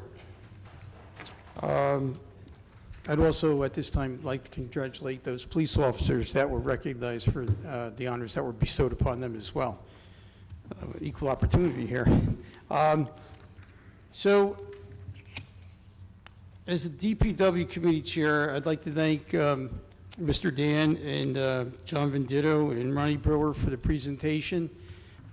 This is something may seem insignificant, but just like when we went to the automated garbage collection, it's a pretty big deal. It's upfront, expense, but in the long run, we'll save countless dollars in tipping fees because we'll be getting the recycling out of the garbage, which will lessen the garbage tipping fees. It'll lessen, people that are getting hurt on the back of trucks and workman's comp cases, and it'll be more efficient, and that's exactly what we're looking to do here in the city is, create the efficiency that the residents deserve. Also, I would like to report, this crosses over onto the engineering committee, the last 4 houses in Trimley Point that were acquired through the Blue Acres program after the Superstorm Sandy flooded them out are scheduled for demolition in the next week or 2. And that work is supposed to conclude by the middle of October, and then immediately following that, all those areas where those houses were taken down are slated for restoration in wetlands programs, and this is through a grant from the National Fish and Wildlife Department and Federation. And the program, they may or may not get into the planting phases of that before the winter hits us. If it doesn't occur this fall, then it certainly will happen in the spring. Councilman, you need additional time? Yes, I just got one more thing I want to do. Well, first, I want to thank the residents in Trinity Point that took the time from their busy schedules to come out and attend the community meeting that was held last Tuesday evening. We're seeing a rash of car break-ins as the rest of the city is experiencing, but one really disturbing crime was a home break-in, and there was an elderly widow that was, faced a pretty nasty confrontation with two of the perpetrators. Our police department is working on that diligently and investigating it, but we had the meeting, and our police chief, Dave Hart, Sergeant Billy Bizzub, and Sergeant Monica Oliveira came out and addressed the residents, including Mayor Armstead, and I publicly want to acknowledge them, thank them for their professionalism, and I really want to thank the residents for being so cooperative. I've never been at a meeting in all the years that I've been a councilman where the residents were as cooperative and understanding as they were. And that concludes my report. Thank you, Councilman Strano. Councilman Coates? Thank you, Council President. I want to Hold on say one second. Okay. congratulations to the fire department and the police department as well on behalf of the 8th Ward. The flu shot season is approaching, so this is time to get your shots done because all these kids are in school, and they got to wipe their hands. On behalf of the police department, they cracked down on cars that have been broken into in our ward, and I would like to say thank you to the Chief Hart. Where's he at? Good job with that. And leaves. Fall season is approaching, and our leave bags will be given out. So anyone need bags, you can contact me at 908-577-4168. Email pcoates@linden-nj.org. Council President, that concludes my report. Thank you, Mr. Coates. Councilman Medina? Yes, thank you, Council President. Good evening, everyone. I do have a quick report here for streetlight installation. So I want to make a motion for the approval of the installation of a streetlight for the following location. Pole number 61612, 332 Spruce Street. Second location is pole G1068 in front of 511 West Elm Street, and I request a second. Second. Mrs. Ormond? Yes. Javik? Yes. Brown? Mohammed? Roman? Yes. Strano? Yes. Coates? Yes. Medina? Yes. Mrs. Yemakaitis? Yes. Thank you. Before I go into my ninth ward report, I just want to congratulate everyone on their promotion. All the officers are recognized. Again, the city of Linden and all those residents, we do appreciate your hard work. What you guys do goes way beyond over my head. So keeping us safe and secure and saving lives is something that I'll always be thankful that we have a system like this here in this country. So thank you again. Just want to recap what I reported last month on the sidewalks and road. So I'll try to be brief, but if I do go over some time, Council President, please, maybe an additional minute. Just got an update today on the sidewalks. We'll be starting sometime at the end of September, so I'm really excited about this. I have a carryover from last year. And again, and I tell folks, if you do have a sidewalk that is lifted by a city tree, please call me. I do drive around, identify a few, and I actually left cards on people's mailboxes, just letting them know, hey, I'm adding your sidewalk to the list. And actually, people were really surprised and weren't even aware they could actually call that in. Road paving, sometime mid to late October. I have a ton of streets. Since last month, I was a little bit surprised with the list that I was provided by engineering. Took the initiative, scheduled a meeting with Joe Kroback, our assistant city engineer. We actually picked me up that morning, and we drove around the 9th Ward. And he agreed with me with some of the streets, so he did edit that list. I'll just give you some example, like Fernwood, Livingston Road, Edgewood. Those are some of the hot roads that would like to see paved. We are waiting for DPW to camera Fernwood because we believe there might be some sanitary line issues there, but I'm just waiting to hear back from engineering. But again, we did schedule that meeting. We went out there. We spent a good hour, and we looked at some of these roads. So I'm happy to report that he was able to edit that list, and we added some additional roads to the road paving for 9th Ward. Also, I haven't forgotten, but when the paving begins, we are going to take care of those rough patches of road on DeWitt, Summit, and Orchard. So that is also on the list. People call me like literally every day on those rough patches. DPW has gone out there. They've done the best they can. Those patches will literally need to be cut out, milled, and repaved. So please, I ask folks to please be patient. Plus, I think it actually slows down the cars too, so which is kind of like a plus, right? A benefit for everyone in the community, but I get it. The trees are definitely being taken care of in the 9th Ward. I'm always getting new tree complaints. Since last month, I did submit a list to Director Frank Dan of some trees that need to be trimmed. Some examples, 26 and 2700 block of Summit Terrace. If you walk down those sidewalks, you cannot use the sidewalks because the trees are overgrown. So I did submit that to our director, and hopefully he'll get the crew out there or whatever resource he has to get those trees taken care of. Also want to report on October 5th, there's a lot of things going on that date, we are having our 9th and 10th Ward community picnic at Ocala Park right on Highland. It's between 12 and 3, so it's a perfect time. So right after folks are done there, they can go right to the Pulaski event. So we're definitely going to encourage folks to just go ahead and funnel their way up there. Lastly, Councilwoman Hickey texted me. She apologizes for not being here tonight. She was not feeling well, but she does look forward to seeing everyone on October 5th. And if you have any questions, you can reach out to her anytime via Facebook, next door, or you can even call me as well. My number, 908-986-6100. You can text me there, or you can shoot me an email at amedina@linden-nj.org. Please reach out to me with any questions or concern. Thank you. That concludes my report. Thank you, Councilman Medina.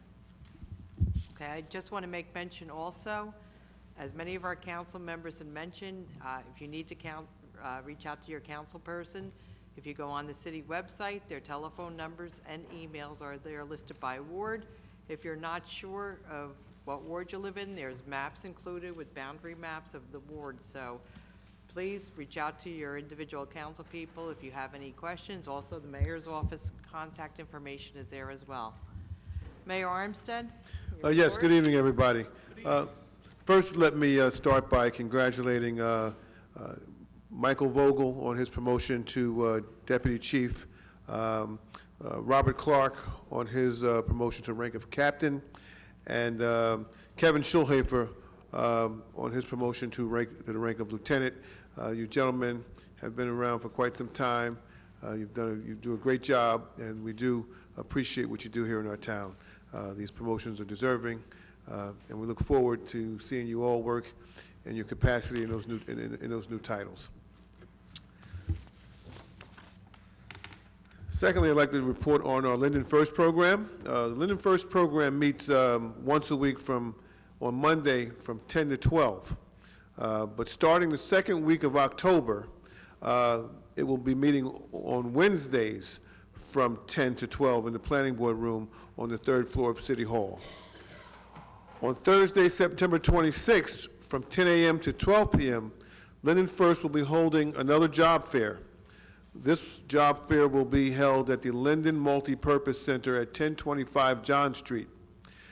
We're requesting that you bring 15 copies of your resume, and the attire that you wear will be business casual.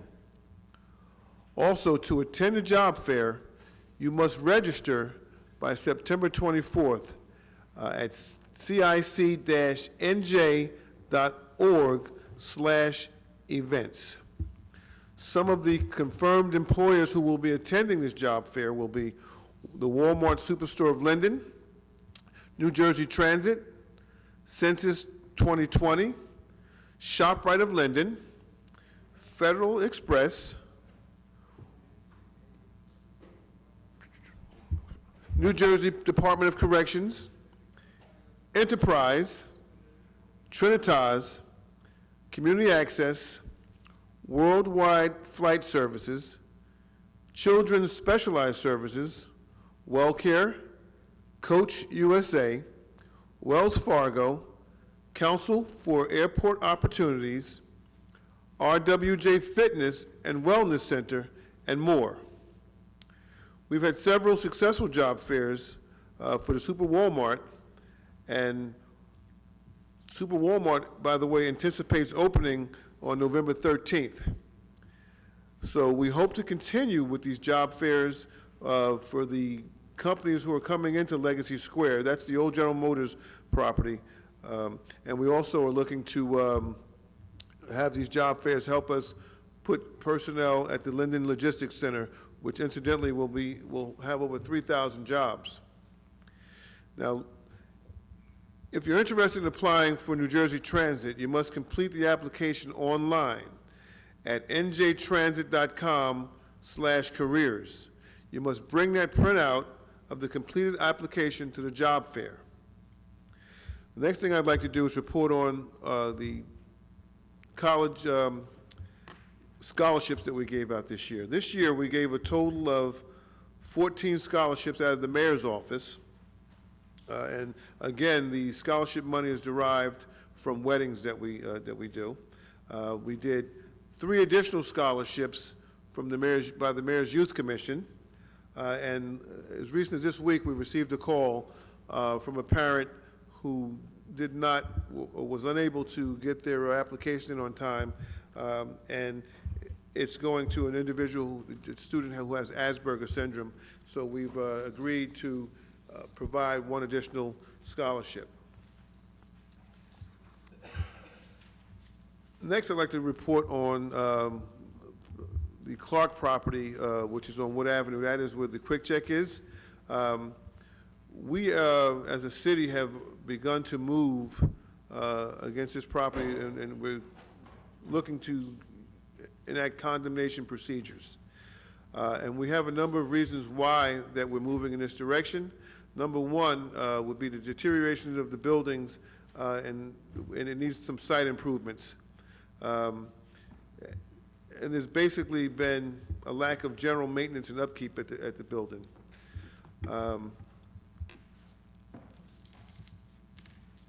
The building has somehow been attracting a lot of undesirables. There's been a significant amount of crime on site, with more than 660 recorded criminal and police reports. Mayor, you need additional time? Yes, I'm going to need additional time, yes. There's been dozens of Narcan saves down there, and this is really becoming a significant expense to the city. The proximity of this property is included in the city's transit-oriented development plan. Therefore, it hinders the ability to achieve the city's full vision of that area. The design of that particular property is considered obsolete to modern design principles within a transit village. The storm drainage system is outdated and nearly obsolete. And we feel that the owners of the property have failed to step up and adequately address a number of problems at that location. So, again, we'll be moving as a governing body for condemnation. Next, I'd like to report on our solar project down at our landfill.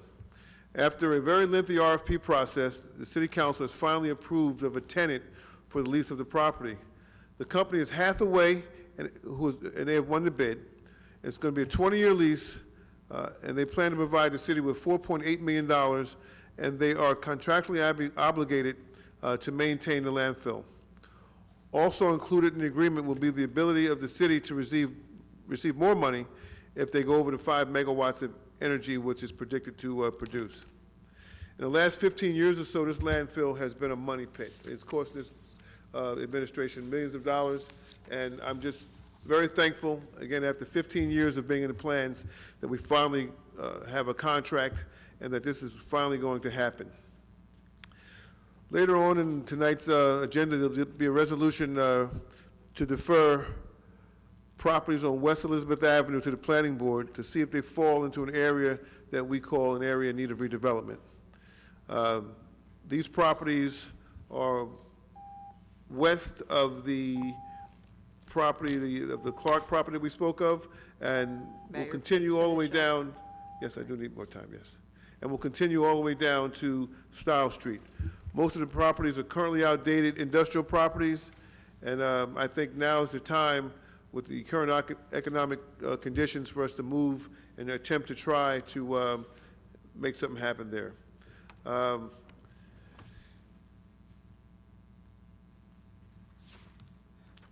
New Jersey Transit. Last week, Alex Laspinoso, my LEDC director, and Jerry Bishop met with New Jersey Transit. And at the end of that meeting, we are under the impression that New Jersey Transit is very interested in perhaps collaborating with us to build a parking garage. And you all know that parking has become a primary concern in that particular region. So we're looking forward to the that project perhaps coming to fruition. I do realize I'm running out of time, and some of the other things I can report on next month, but I do want to thank Director of DPW, Frank Dan. He reported this evening, or earlier this evening in a caucus meeting, that all of our snow removal vehicles and plow trucks are ready to go. And now I've been here, in all the years I've been here, I don't think that I remember having our plow trucks ready to go early September. So I want to thank him for being very proactive. On many occasions, we've got caught off guard. We had to get a snowstorm, and everybody's scrambling, trying to get trucks together. But he's been very proactive, and the trucks are all ready to go, and I think we'll be okay should we have a early September snow. Thank you, Director Dan. That concludes my report. Please don't wish that on us, Mayor. Okay. Councilman Roman forgot to mention something on his ward, so I will give him additional time. Thank you, Council Hold on President. 1 second. So I just wanted to mention something I forgot. Last month, when the North water crisis hit, it became apparent that they were going to need water, and I put an APB out to my 6th Ward residents on our private forum to help, to let's put some water bottles together and help Newark. And within 3 days, which was absolutely amazing, I'm so humbled to represent such great people. We raised 11,000 plus water bottles in 3 days for the city of Newark, which just blew away any of the totals where we were bringing it.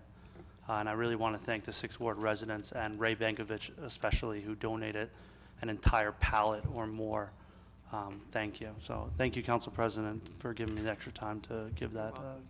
Thank you. Okay. We're going to move on to resolutions. Public comments will be permitted for those specific resolutions to be removed from the consent approval. Please read the synopsis of the resolutions, which have been prepared by the city clerk's office. Each is informative and self-explanatory. Okay.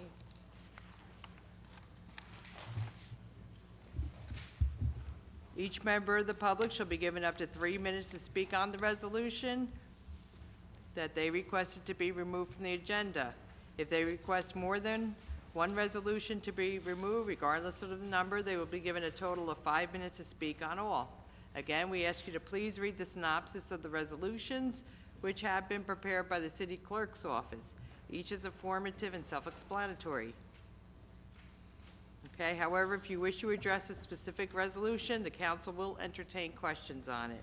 Does anyone wish to remove resolutions 2019-326 through 2019-372?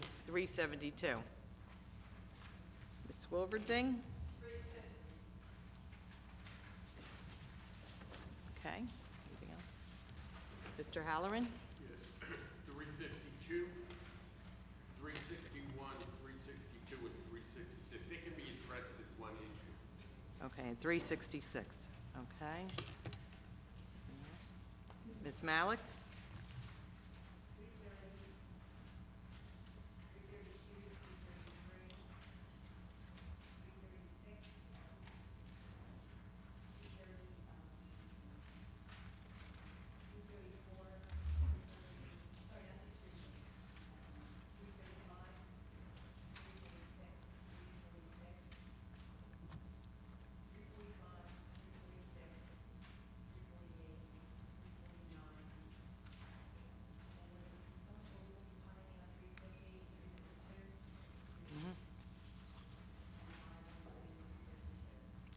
352. Okay. Did you have 335 also? Okay, it's 345. Okay, anyone else? Okay. 345, 349. Okay. Okay, Ms. Malik, we'll start with you. Okay. We're going to have a motion on the ones that were not pulled. Hold on one second. Council President, I'd like to make a motion. Hold on one second, Councilwoman. You want to pull one out? 350, 351, They were pulled. 350 and 351, 350, 348. Yeah. 348, 351 wasn't.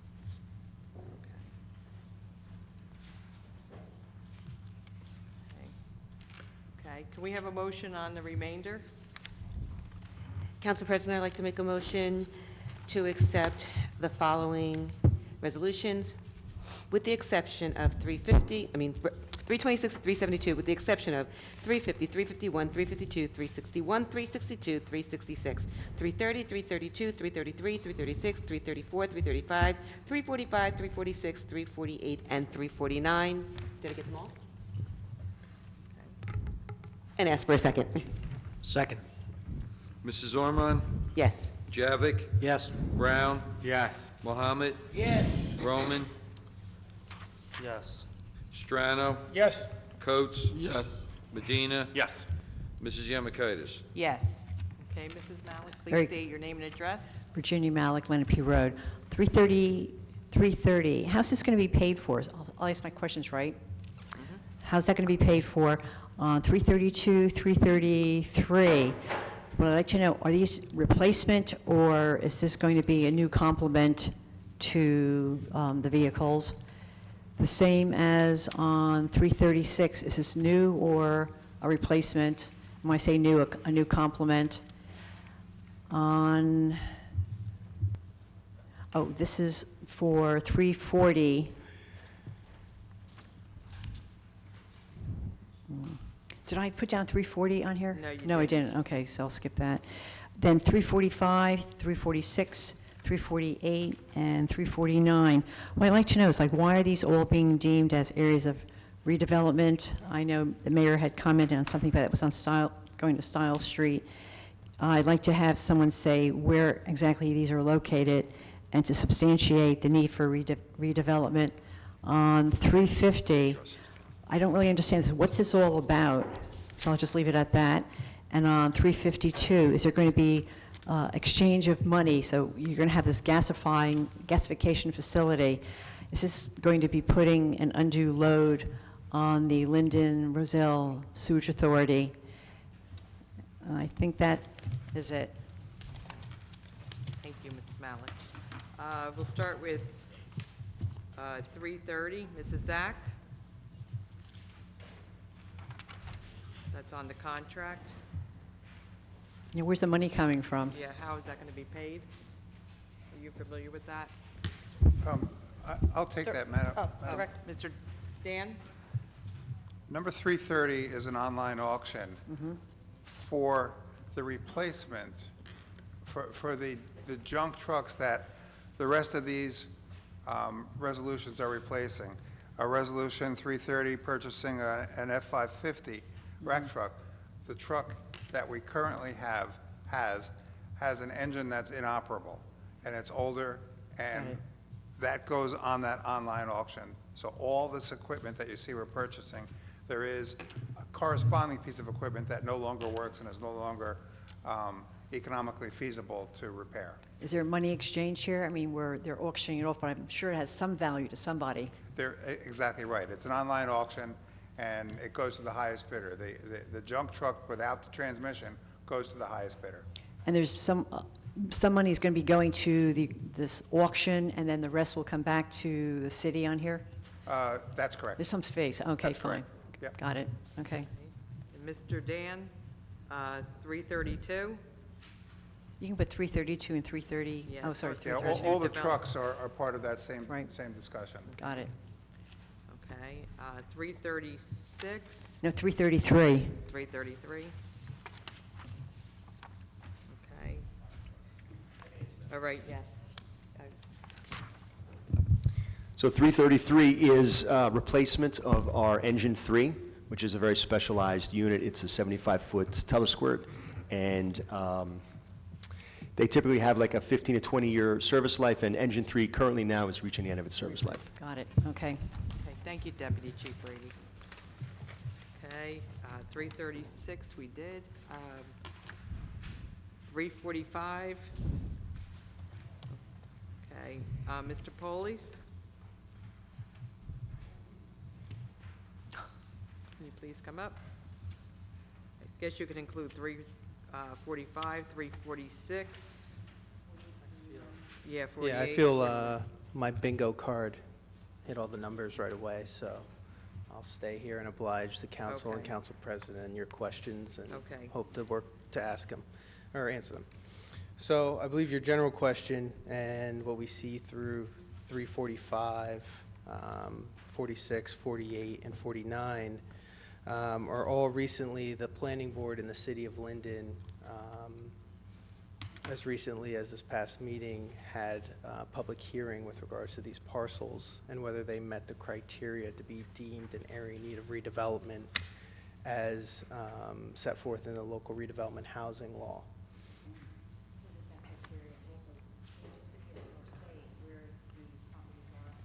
Sure. Yeah. Sure. We have it by typically block and lot, which makes it a little bit easier. I'll do it in order of. Okay. So, for example,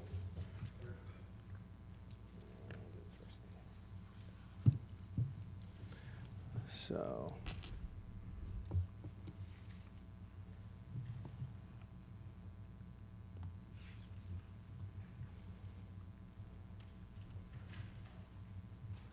We'll go bottom up for everybody looking on page 8, 2019-349. These are properties adjacent to and on the same side of the street as the former JTG scaffolding site. The mayor mentioned it originally. Currently, I believe there's an amalgam of low-intensity industrial, maybe some car replacement shops, so forth. I believe there's also some city-owned property and some Board of Ed property. That resolution 349 is authorizing the study. Actually, sorry, this is, looks like a couple properties are on the agenda are all together. But the properties at 333 and 405 West Elizabeth Ave, from JTG all the way up to Stiles, will be studied to see whether they meet the criteria to be designated an area in need of redevelopment. So basic criteria that the planning board is going to evaluate per the planner's report is whether the buildings are obsolete or whether they have faulty layout, whether they're deleterious or in a state of disrepair.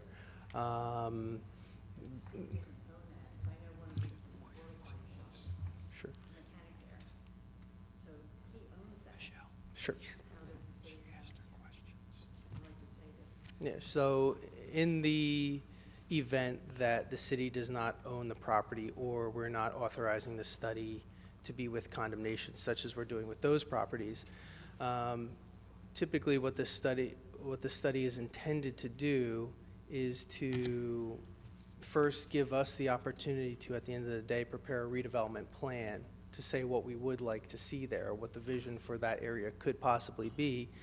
And hopefully, at the end of the day, we'll incentivize either those property owners to come together to revitalize them in that way that the city might envision them to be, or to encourage private capital to come in and aggregate all the parcels together so that it could perhaps be under one common ownership, so that a more thought-out project can be built along that side of the roadway.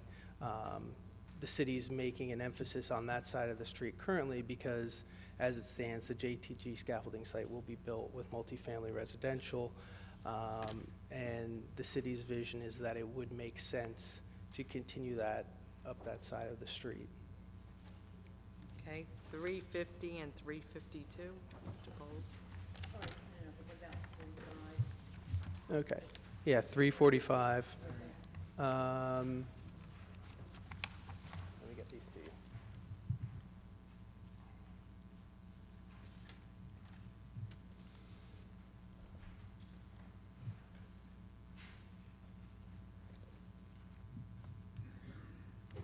.345 is the Linden Chlorine Products property, if that helps. Yeah, these are the parcels, and again, I think the block and lots are,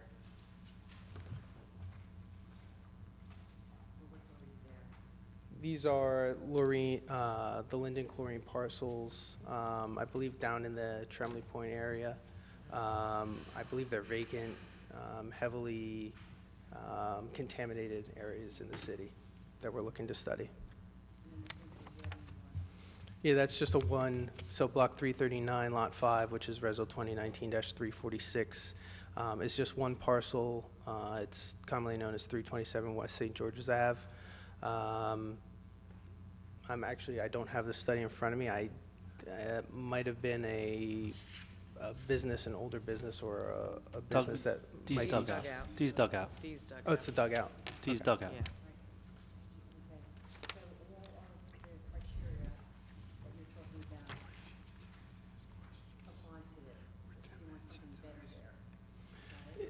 Well, at the end of the day, well, I don't like to use terms good or better or, to make a value on it, but there could be a vision for these parcels in the aggregate, if put together, could make more sense. Things that are more in industrial neighborhoods in the city to be improved as a better industrial use. Things that are being moved as transit-oriented or higher density for multifamily residential.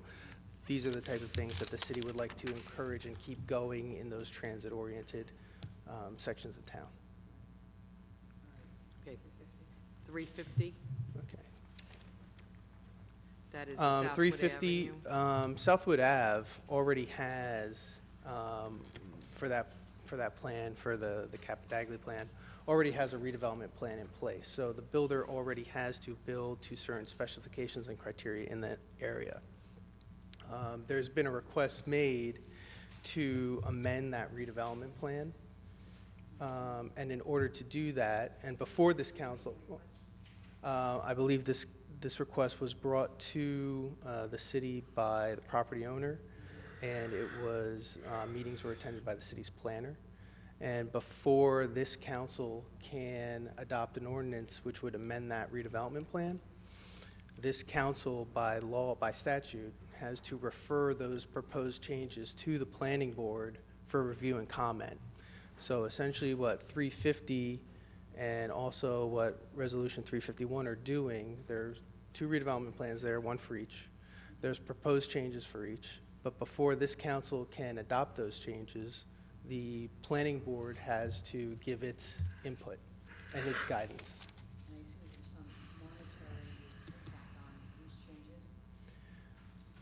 I believe, as far as monetary impact of the projects are concerned, for Southwood Avenue, I believe there is, for certain parcels,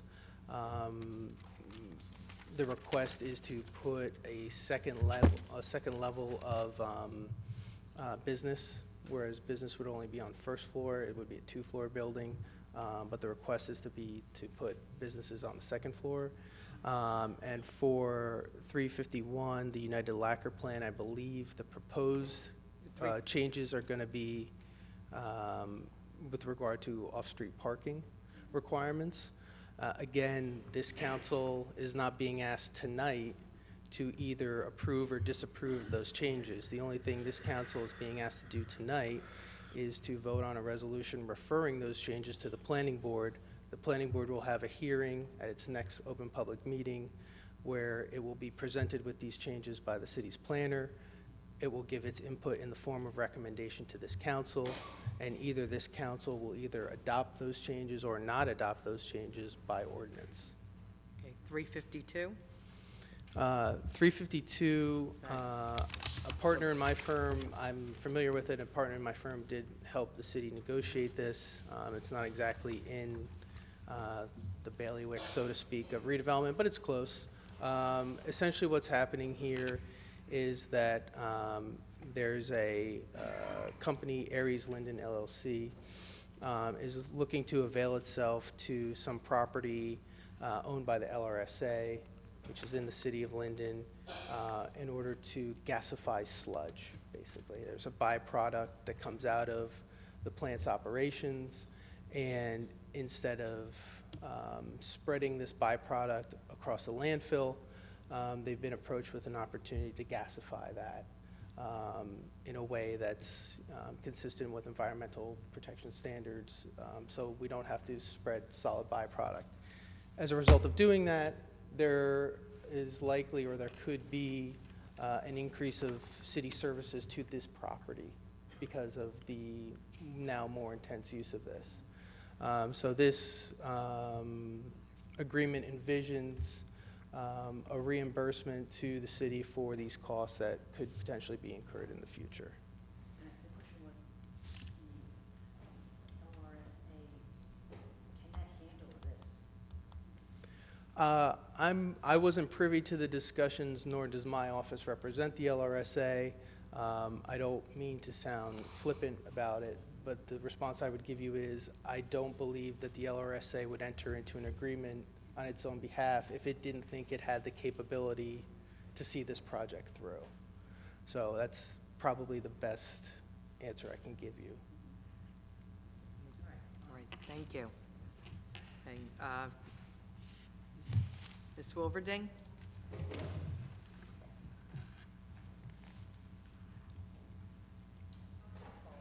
Yep.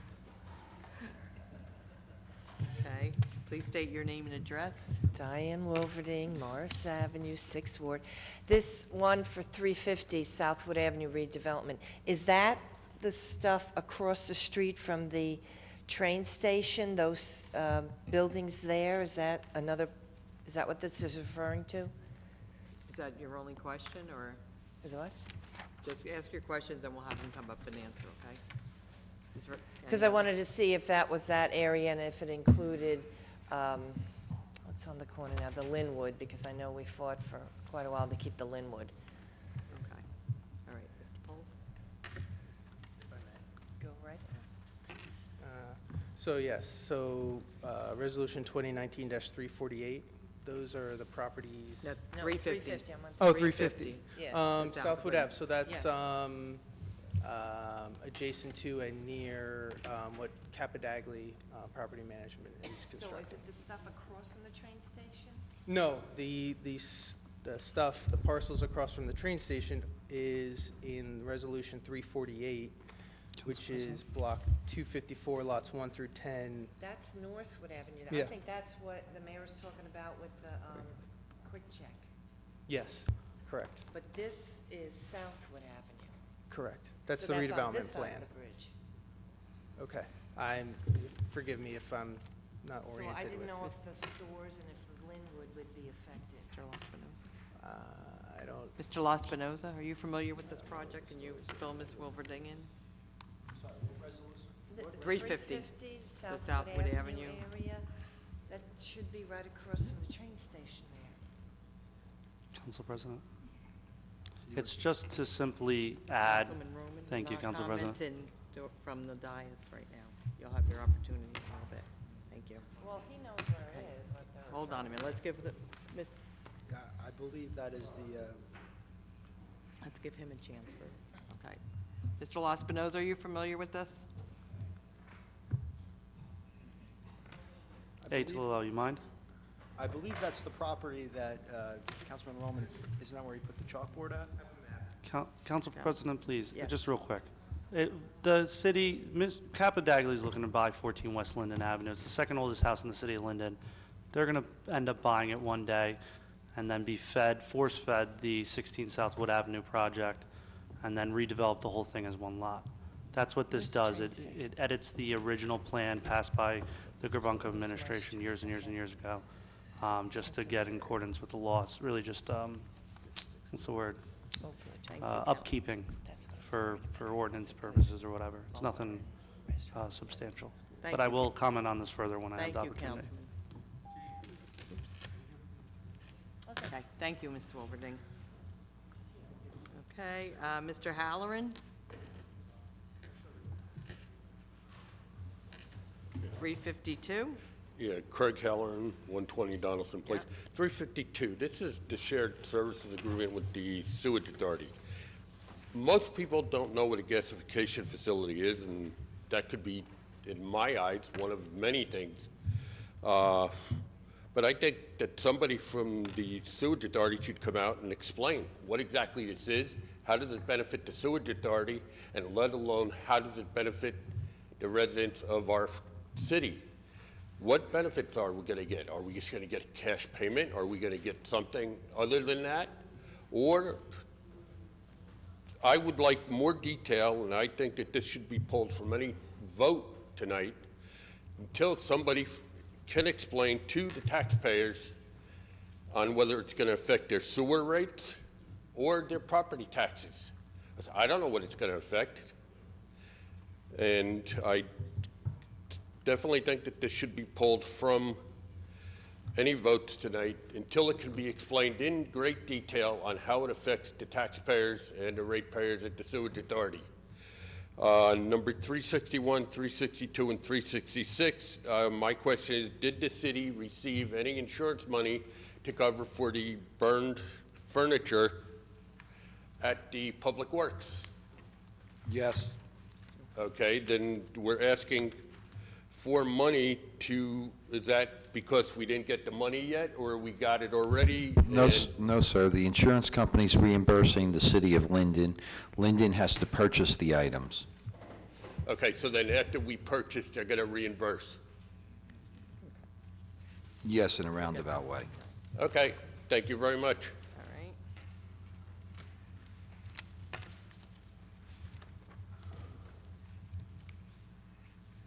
Okay. Mayor, would you be able to speak on the Linden Roselle Storage Authority? Yes, Linden Roselle Sewage Authority and Aries Industry. Aries is a company that will be processing the sludge that is generated at the Linden Roselle Sewage Authority. This sludge will be turned into a charcoal byproduct that will be used for a number of products, such as agricultural and other types of, I guess, industrial products. Now, the benefit here is that we currently pay for our sludge to be removed, but now when Aries comes, that sludge will be purchased by Aries, and the city will receive actual revenues for sludge that we were normally, the Linden Roselle Storage Authority was normally disposing of. In addition to that, Aries will be utilizing a existing building that we have that is currently not used.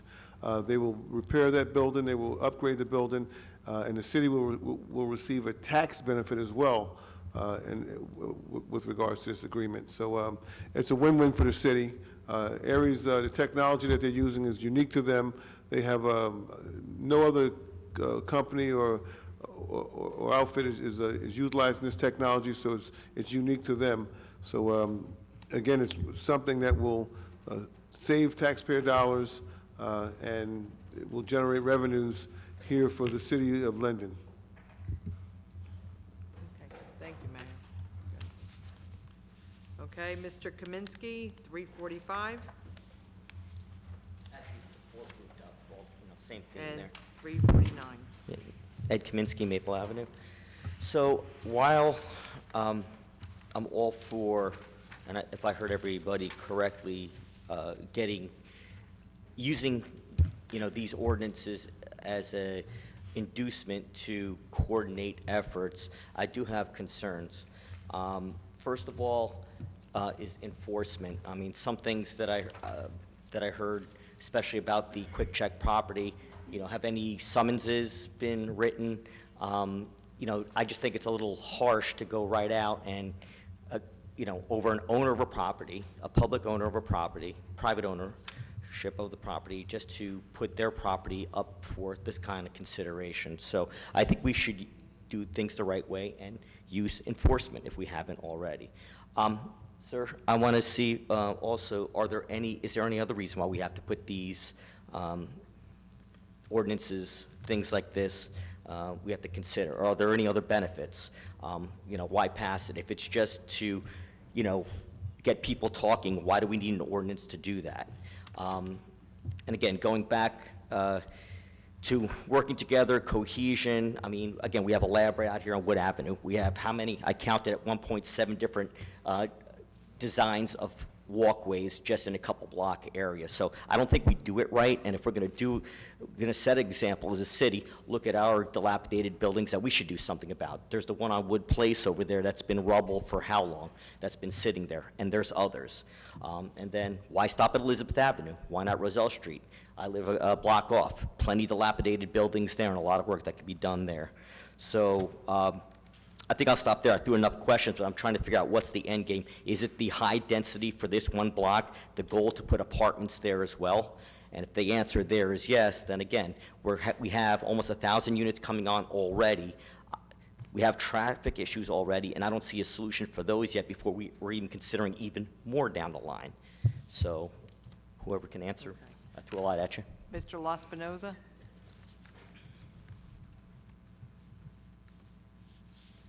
So in regards to the LCP property and some of the resolutions for designating areas in need of redevelopment in Tremley Point area, first and foremost, the LCP property is the only Superfund site in the city.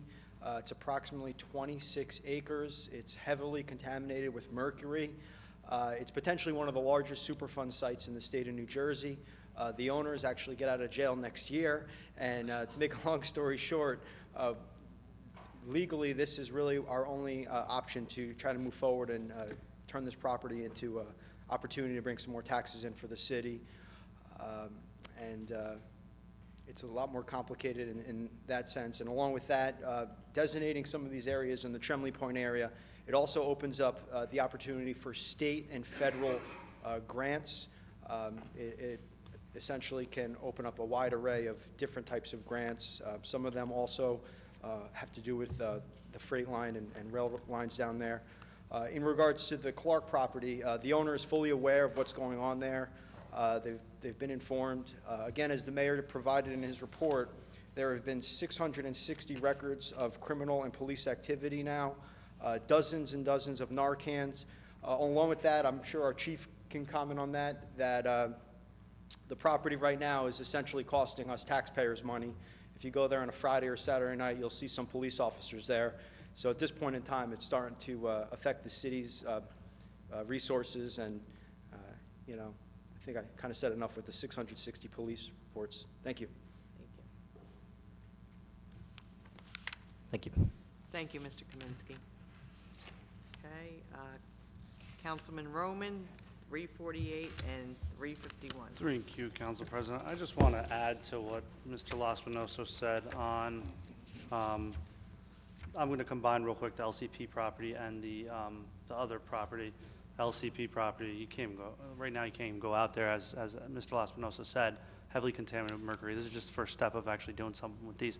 And the other property, we're building 4.1 million square feet of warehousing. I don't know about you, but that's about probably about 1,000 trucks on Southwood Avenue a day.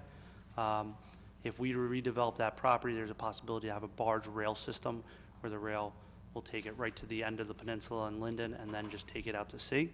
There's a big opportunity to save our streets and the traffic there, along with the coming connector road that's been in the works for some time. Specifically to these resolutions, which one did I have, Council President? I had 348 and 351. Thank Please you. stick to the resolutions that were pulled. 348, Clark property. I think the word condemnation gets thrown around and gets everyone scared. I think it's just another tool in the toolbox. I spoke about this on my Facebook Live when I discussed the agenda, and I'm not completely opposed to this. The reason being the many reasons that it was put out here. But 10 years ago, and you can find this on the City of Linden website, the City of Linden released a 50 or so page revitalization of a transit village, when we got transit village designation. In it, they basically said, whoever wrote the report 10 years ago, said that this property, the Clark property, is the most important property to the train station and the transit village. It's my opinion that with NJ Transit being willing to put a parking garage on the property, they shouldn't do it where they currently own property.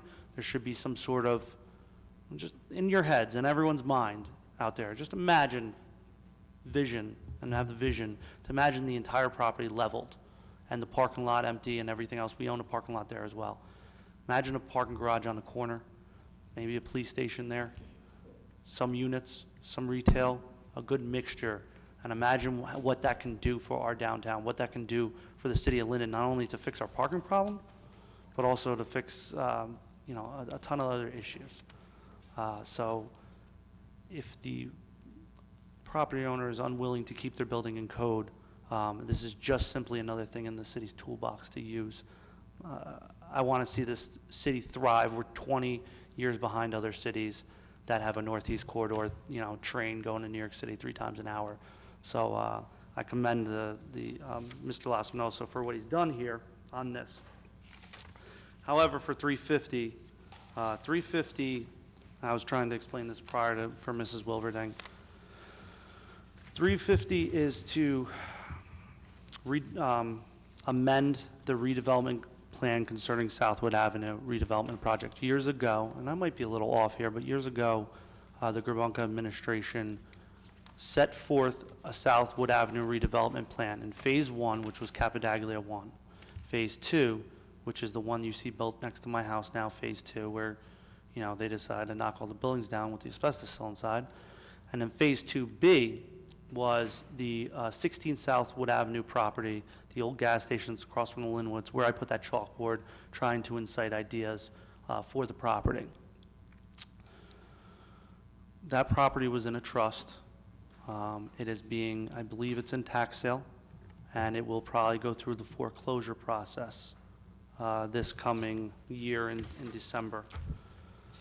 So the reason for the amendment is because Capadaglia wants to expand the footprint, and they want to include 14 West Linden Avenue, which is across the street from where I live at 15 West Linden.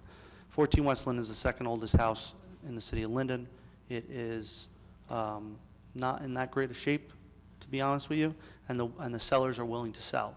And that will make that house and the corner property one property where you can actually put something nice there. I think that if you come into our city and possibly, allegedly, spread asbestos everywhere to save yourself 200 grand, you shouldn't be given more properties. And everyone on this council who's about to vote for this resolution knows what they're doing when they vote yes, because they know they did it. Councilman, you have 8 I'm seconds. I'm sticking to the resolution. And the fact is that when this council approves this in a minute, they know what they're doing. They're letting this developer continue pillaging the city, Thank you, putting up Councilman. shoddy construction mostly, and going to continue to make millions off this city for things that Councilman, probably don't belong in our transit village. Thank you, Council President. thank you. Can we have we're going to ask for a motion and a second, and if we have discussion, we'll call on the council members. Okay, can I have a motion on the remaining resolutions? You can have Council- discussion after the second. Council President, I'd like to make a motion to pass 350, 351, 352, 361, 362, 366, 330, 332, 333, 336, 334, 335, 345, 346, 348, and 349. And ask for a second, please. Second. Discussion, Councilman Brown, you had your hand up? Yeah, it's on the last resolution. Every month, we have a lot of questions on redevelopment, which is good. One thing I do encourage residents to do, Mayor, sorry to put you on the spot, but reach out to the mayor's office. He has a lot of the redevelopment plans that's taking place either now or in the future. He has pictures. He can go over some of the questions that people are having, rather than some of the stuff that's being put out there that's not true. One thing that does disturb me is when we're giving out false information. I suggest that you have the clerk's office, we can get information. We have the mayor's office, who's in contact with our redevelopment attorney. We can't get the answers. We have an open door policy. I just ask that if residents have questions to reach out to the mayor or even Councilwoman Armand, who's chairman of the redevelopment committee, and comment, or Alex, that deal with this every day. Thank you. Just to comment further, in regards to the last resolution which is what he mentioned, where I commented on Capadagly, I would like Peter to... Councilman Brown, please. Sorry, I apologize. I would like Councilman Brown to detail to the city of Linden and everyone here the extent of his relationship with Capadagly Property Company. Councilman, we're not going back and forth. Any other discussion from any other council members? You've got to stop this. Mayor Armstead? Yes, I concur with Councilman Brown. We go through a great deal of, we spend a great deal of time researching. We have plans. We deal with lawyers and planners. And, you know, to simply get up here and start spewing things about asbestos when you know good and well there was not a serious flagrant violation. Had there been, the state would have easily stepped in and put this project to a halt. So it's like the boy who cried wolf, okay? And you know what? It's just a little disheartening for you to sit up here and grandstand and make a mockery of all the hard work that we're putting in trying to get this town moving forward. You need to stop. Mr. President. Councilman Mohammed? Yes. Put your mic on. People want to find information out about what's going on with development, instead of coming with the cheap shots, coming with some cheap rap statements as a failed rapper, instigated by failed politicians. Why don't you go to the mayor, he has an open door policy, and find out what's going on. There's no secrecy. Don't impugn people's reputation. It's really sickening. You know, elections will be coming up soon enough, and the voters will decide. But you know, to pick on a developer that comes into town to develop, it's really bad policy, and it's bad manners. It's also bad civic practice. So I'm really just disgusted by people who just use any kind of cheap shot to undermine this great city, knowing that they have no facts, no bases, and it's just some fantasy world that they live in. And they are edged on by ex-politicians who have failed to convince the voters of their merits. Okay, Councilwoman Ormond, you had your hand up? I just have to say that, you know, we have a lot of work to do. This is a business meeting, and my goodness, I raised children, and the behavior up on this dais sometimes is worse than my kids. I don't leave my children 2 nights a week for caucus meeting and council meeting to come have worse children behave. We've got to stop. We've got business to do, and this is a business meeting. If we want the public to take us seriously, we've got to air our dirty laundry behind closed doors and keep it professional up here, period. Thank you, Councilwoman. I just want to remind the public that we had a motion and a second on the floor. We're not taking public comment on this at this moment. Okay? Can we have a vote? Councilman Brown, you had? Yes. My comments weren't made towards to cause a stir, but as we see here, is that when I'm making a comment, general comment about open door policy, how it becomes personal. This stuff needs to stop. This is a business meeting. If anyone wants to come up and have questions to ask me, they can. But again, we just need to look at the timeline of these attacks. When they happen, during campaign season, who's putting them out there, and just let it be. This is a business meeting, and when people are coming up here making accusations that's caught on camera, that creates a liability to the city now. It becomes an issue that you want, one day, so you guys are gonna come up here saying, why are we paying now fees and lawsuits? Thank We you, have to watch what we say. Okay. Council President, point of order. Yes, Councilman I'm Strano? pleading with you to call for a roll call. Yes. Okay. Can we have a roll call, please, Mr. Clerk? Mrs. Ormond? Yes. Javik? Yes. Brown? Yes. Mohammed? Yes. Roman? Yes to all. I will vote no for 350, and I will abstain on 352. And I will vote no for 351. I'm sorry, John, what was the... 351 and 350 are no. 352 are an abstention. Thank you, sir. Strano? Yes. Coates? Yes. Medina? Yes. Yemakaitis? Yes. Ordinances for consideration. Okay, Deputy Clerk, can you please read ordinance 6338? An ordinance to amend and supplement Chapter 7 Traffic of an ordinance entitled, An Ordinance Adopting and Enacting the Revised General Ordinances of the City of Linden, 1999, passed November 23rd, 1999, and approved November 24th, 1999, and as amended and supplemented. Section 1, that Chapter 7 Traffic shall be and the same is hereby amended as follows. Section 7-33 Handicap Parking Regulations, 7-33.1A Handicap Parking on Street, delete 217 Chandler Avenue 1 space, 300 Mitchell Avenue 1 space, and 407 Washington Avenue 1 space. Okay. Okay, can we have an ordinance for introduction? A motion for introduction? Council President, I'd like to make a motion to adopt the 6338. 6338 and ask for a second, please. Mrs. Ormond? Yes. Javik? Yes. Brown? Mohammed? Roman? Yes. Strano? Yes. Coates? Yes. Medina? Yes. Mrs. Yemakaitis? Yes. Ordinance 6339? An ordinance to amend and supplement Chapter 7 Traffic of an ordinance entitled, An Ordinance Adopting and Enacting the Revised General Ordinances of the City of Linden, 1999, passed November 23rd, 1999, and approved November 24th, 1999, and as amended and supplemented. Section 1, that Chapter 7 Traffic, Section 7-26 Loading Zone shall be and the same is hereby amended as follows. 7-26 Loading Zone, add East Baltimore Avenue at all times on the east side and Charles Street all times on the west side. Okay, can we have a motion, please? Council President, I'd like to make a motion to adopt 6339 and ask for a second, please. Mrs. Ormond? Yes. Mr. Javik? Yes. Brown? Mohammed?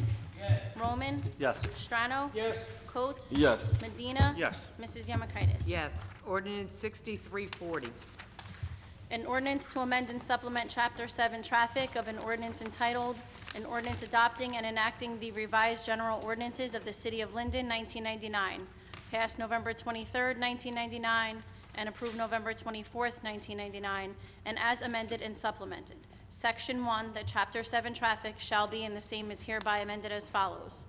Section 7-33 Handicap Parking Regulations, 7-33.1A Handicap Parking on Street, add 1215 Bauer Street, 1 space, to be located on Cleveland Avenue, and 45 West 12th Street, 1 space.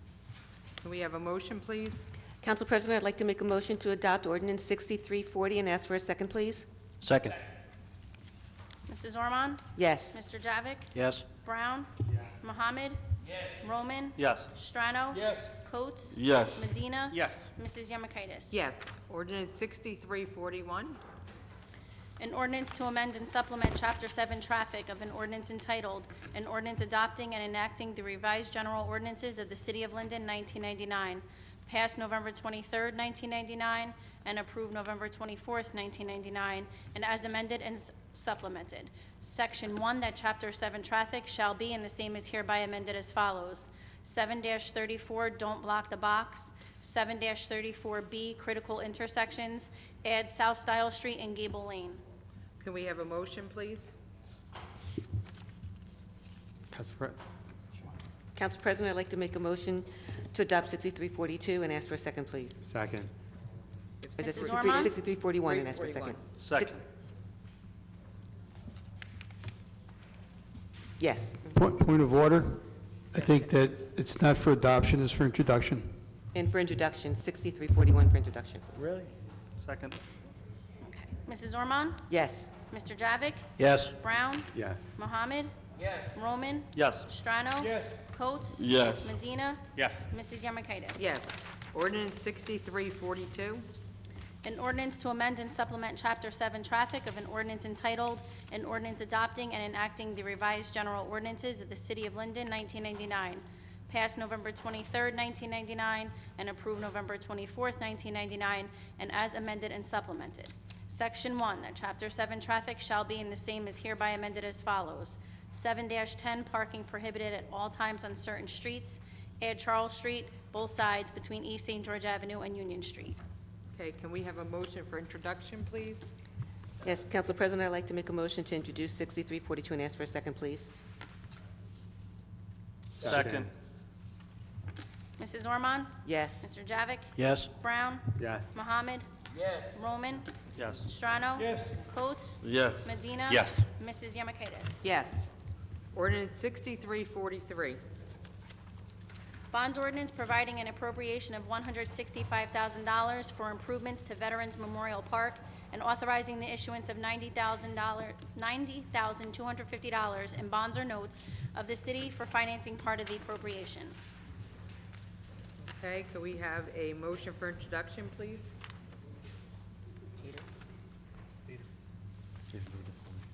63. Council President, President, make a motion for introduction of ordinance 63-43 and ask for a second. Second. Mrs. Ormond? Yes. Javik? Yes. Brown? Yes. Mohammed? Yes. Roman? aye. Strano? Yes. Coates? Yes. Medina? Yes. Mrs. Yemakaitis? Yes. Ordinance 6344.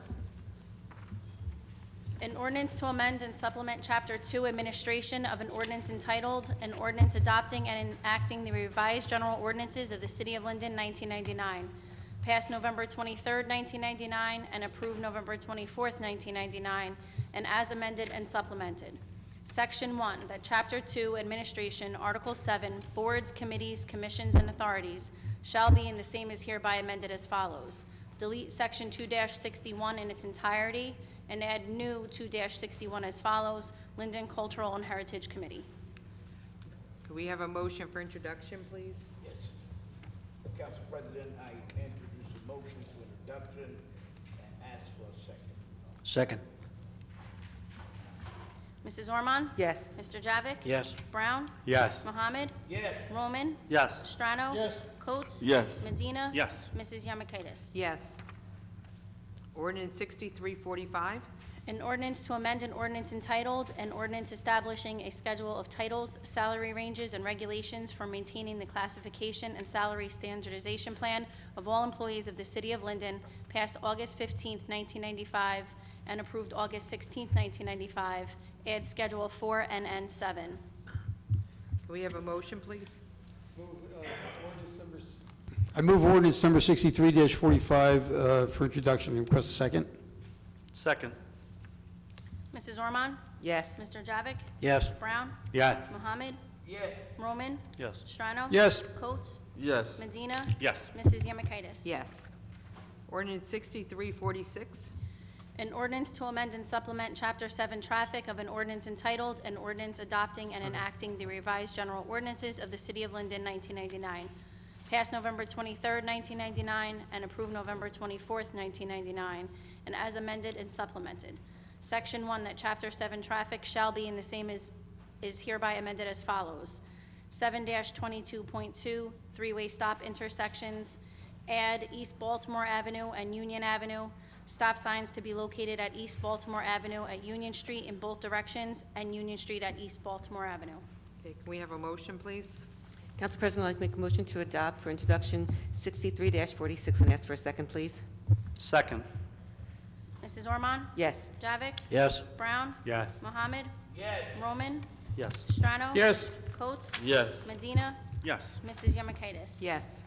Ordinance 6347. An ordinance to amend and create a new chapter entitled Train Station Parking Fees of an ordinance adopting and enacting the revised general ordinances of the City of Linden, 1999, passed November 23rd, 1999, and approved November 24th, 1999, and as amended and supplemented. Be it ordained by the Council of the City of Linden that Section 1A, new chapter to be created entitled Train Station Parking Fees, add as follows 1-01 train station parking fees. Can Can we have a motion for introduction, please? Council President, make a motion for the introduction of ordinance 63-47. Ask for a second. Second. Mrs. Ormond? Yes. Mr. Javik? Yes. Brown? Yes. Mohammed? Yes. Roman? Aye. Strano? Yes. Coates? Yes. Medina? Yes. Mrs. Yemakaitis? Yes. Ordinance 6348. An ordinance amending Chapter 7, Section 20 entitled One-Way Streets, Section 1, that Chapter 7 Traffic, Section 7-20, One-Way Streets shall be in the same as hereby amended as follows. Add East Baltimore Avenue in the south direction at East St. George Avenue to Union Street, but remove Union Street between East Baltimore and John Street. Can we have a motion, please? Council President, I'd like to make a motion to introduce a motion for introduction for 6348 and ask for a second, please. Second. Mrs. Ormond? Yes. Javik? Yes. Brown? Yes. Mohammed? Yes. Roman? Aye. Strano? Yes. Coates? Yes. Medina? Yes. Mrs. Yemakaitis? Yes. We're going to now move on to comments from members of the public in attendance on city business only. I want to once again remind everybody this is for city business. No personal, political, or derogatory comments, and not to exceed 5 minutes. Is there anyone that did not get a chance to sign in on a sign-in sheet at the front of the room? Okay, Mr. Kaminsky, I'll add you.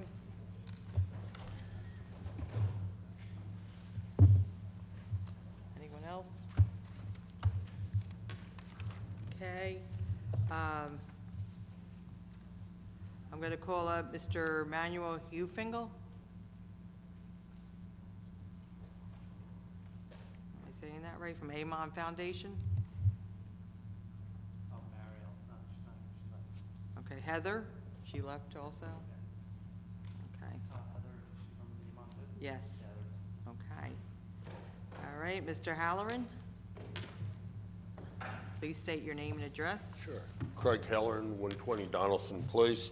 First of all, I'd like to thank Mrs. Zach for taking the time last night to help a taxpayer with a problem and hoping that she would direct her to the right person that works for the city to get a problem hopefully resolved. So thank you, Mrs. Zach. Okay, in saying that about Mrs. Zach, this exemplifies an employee that works for our city that takes the time not only to hear a problem, but listen to it.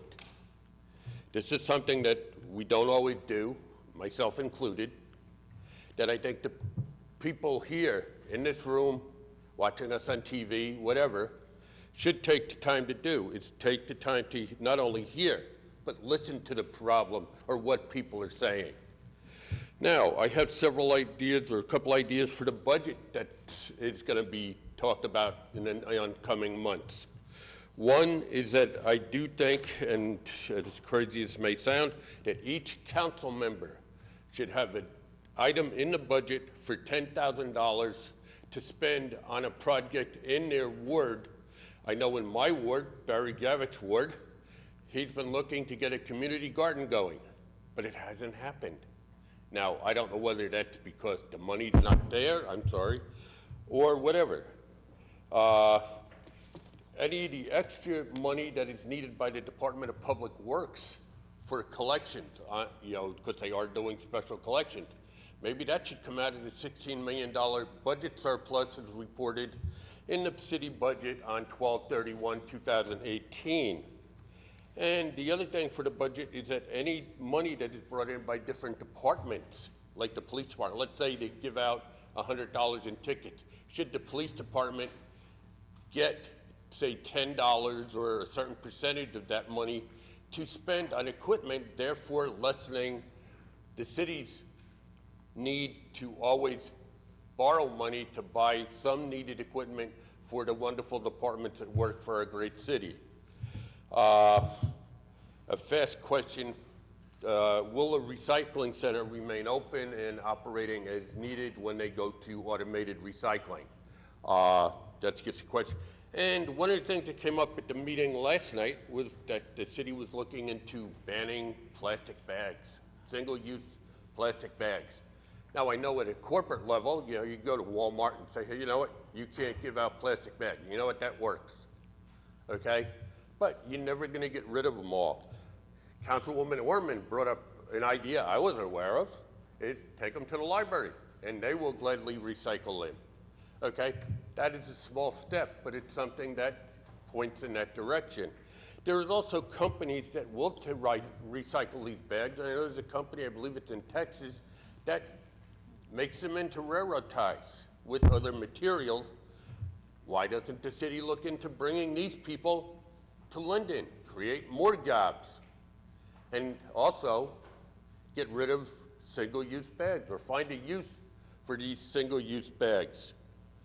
My last comment is the storm sewers in this area for condemnation in the city that the mayor mentioned.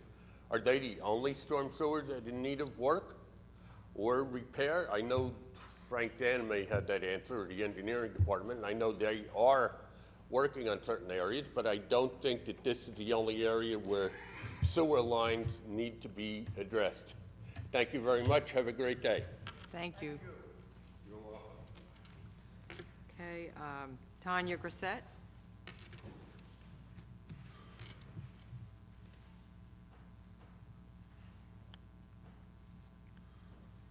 Please state your name and address for the record, please.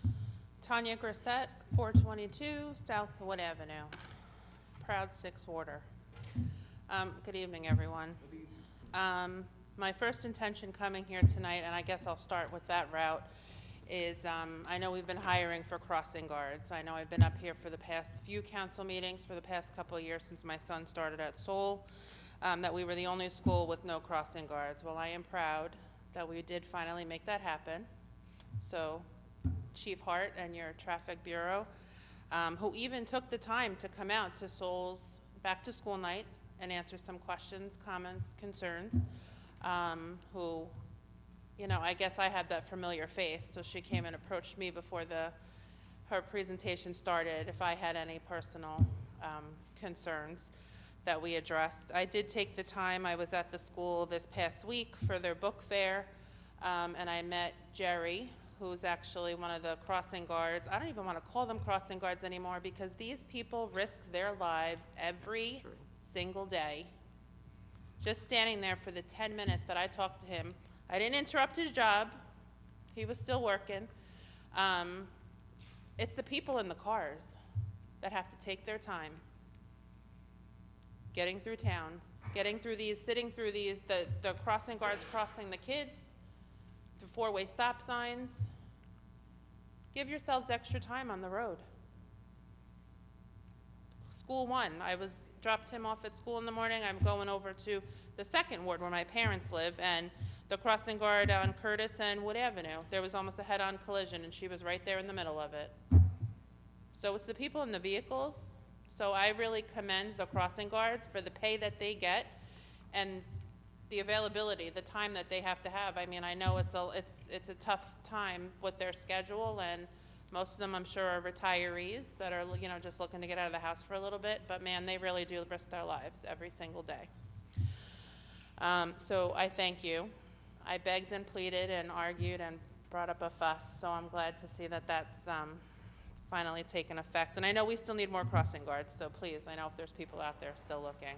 The posts have been posted and I've shared them myself. Also, this past weekend, I did attend, Rashana had the all-cancer walk over in Wheeler Park. She seemed to have had a pretty decent turnout. You know, we all walked around and did our part with the little kids, with Coach Alvarez, with the soccer players. What else? I did miss out on Danny's, I don't know what she called it. Chat and chew. Chat and chew, yes, because by the time I knew I was able to go, they weren't taking any more people. So, but I did have the pleasure of talking to her and a few others at Joe Boduk's clam bake on Sunday. And I'll tell you, it was a great event. It was my first time attending. We were all there. Power for people, maybe some not so powerful. We put our differences aside I think that day we had food and drinks, and we, you know, again, put our differences aside and our opinions and had a good time. So maybe at the council meetings, we can put in a suggestion like a wine and cheese council meeting. You know, we bring food and drinks together, people seem to get along a little bit better. So, you know, that could be a thought, Council President, huh? Other than that, I just wanted to say thank you. So, and yes, school's back in session. So, guys, we really just need to be careful on the roads because it's nuts out there. Give yourselves some extra time in the morning. Thank you. Thank you. Thank you for your comments. Okay. Anthony Mislon?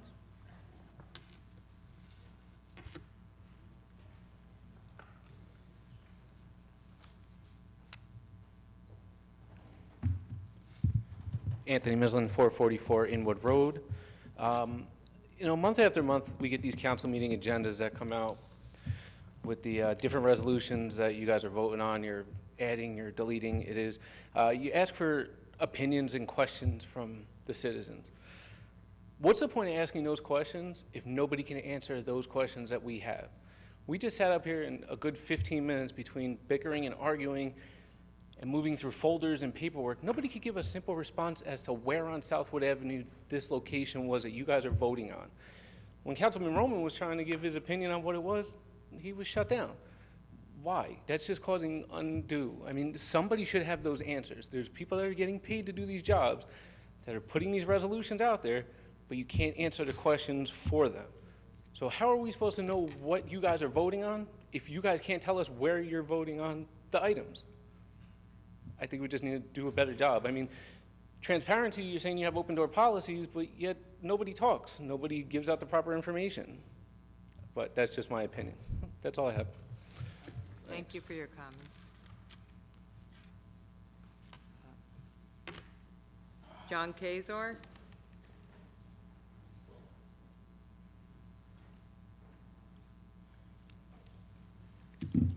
All right, we got to do this again.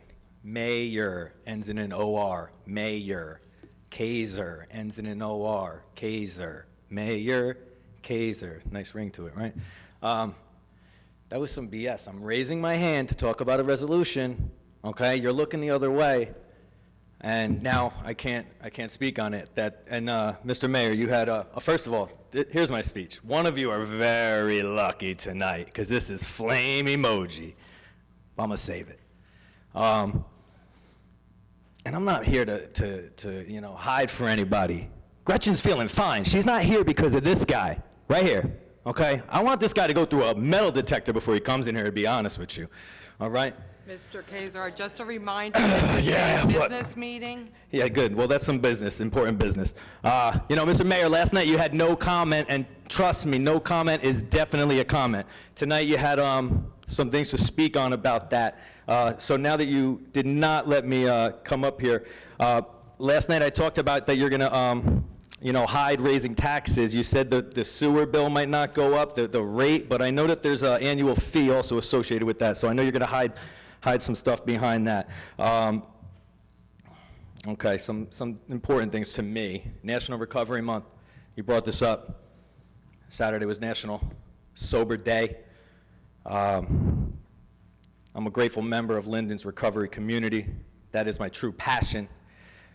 I find it disheartening that you're going to come up here, you're going to have Amon Labs here, you're going to present them a proclamation, you're not going to pay attention to me right now, and then you're going to call the people over by Quick Check undesirables. I hate that word.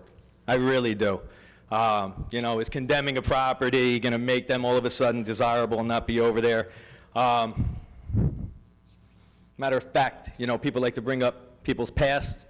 Let's talk about people's presence. Let's walk across the street, because I think a few of you could use a drug test. Mr. Roth actually talked yesterday about drug testing, and he said he was going to talk about it in private. I'm wondering what was discussed in private about the drug testing. Was it for you guys? Was it for the city workers? Let me know about that. This guy talks about misinformation. You heard my speech last week, right? You keep ignoring me, but you're the king of misinformation. As a matter of fact, you remember last year we spoke at Quick Check, okay? And we spoke about recovery. You asked me something about that, and you said, how long you got? I said 2 years, and you said, oh, well, you don't get your brain back for 5 years. You talk about science and data. Keep looking at the clock, bro. You keep talking about science and data. Where do you get that scientific information from? Because whoever has my brain, I got 2 years now before I'm coming for it. And listen, check it out. If I'm up here destroying you monthly without a brain, imagine what happens when I get it back. This room might implode. You know, I've been looking into opening some type of health, wellness, recovery center. I've been throwing this idea around. Scary, opening up a business in Linden right now. Sober bars are big in New York City, opening up in Jersey City. It's not just for sober people. It's a place you can go if you want to get away from drinking for a night and have something to eat and meet up. Linden residents, please feel free to reach out to me if you're struggling.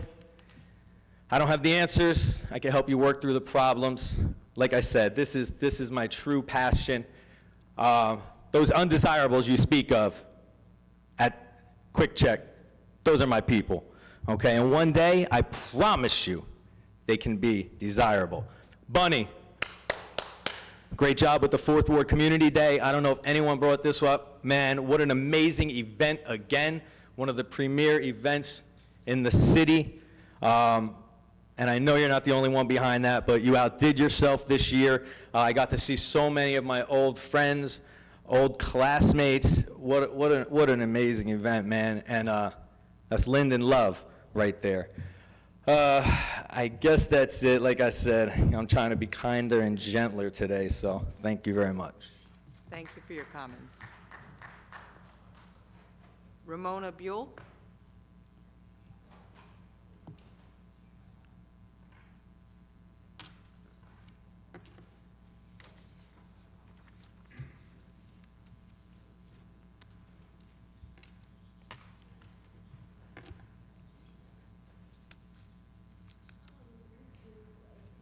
Microphone. The microphone's right here. Ramona Buell, 841 East Henry Street, Linden, New Jersey. I just want to say good evening to all of you, council people, everybody. Speak up. Yeah, you can move the microphone down a little bit. Relax. Thank you, Pete. I just want to say I commend Mayor Armstead for the job he's doing. I haven't really attended these meetings in years, but I feel that the negativity has got to stop. If he wasn't supposed to be in office, he wouldn't have a second term. So, that being said, he's in office, and everybody has to deal with it as it is. I think he's doing a good job. And if everybody could work swimmingly, Linden would be a better town. There's a lot of construction going on to build Linden up. And I feel that we as a people have to get along. What you see is what it is. It's in your face. You have to deal with it, accept it. If you don't, oh well. Just be still with it.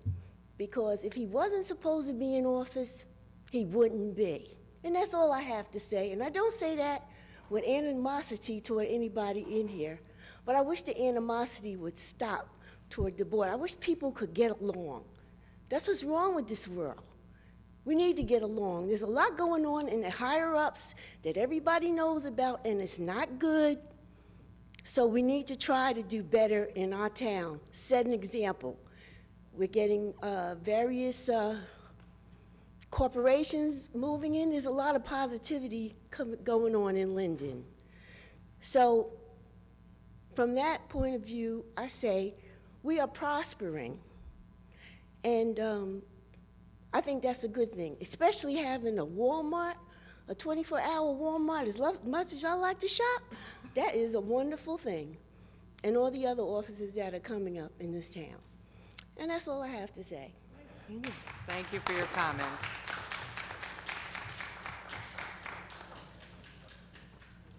Roger Levy?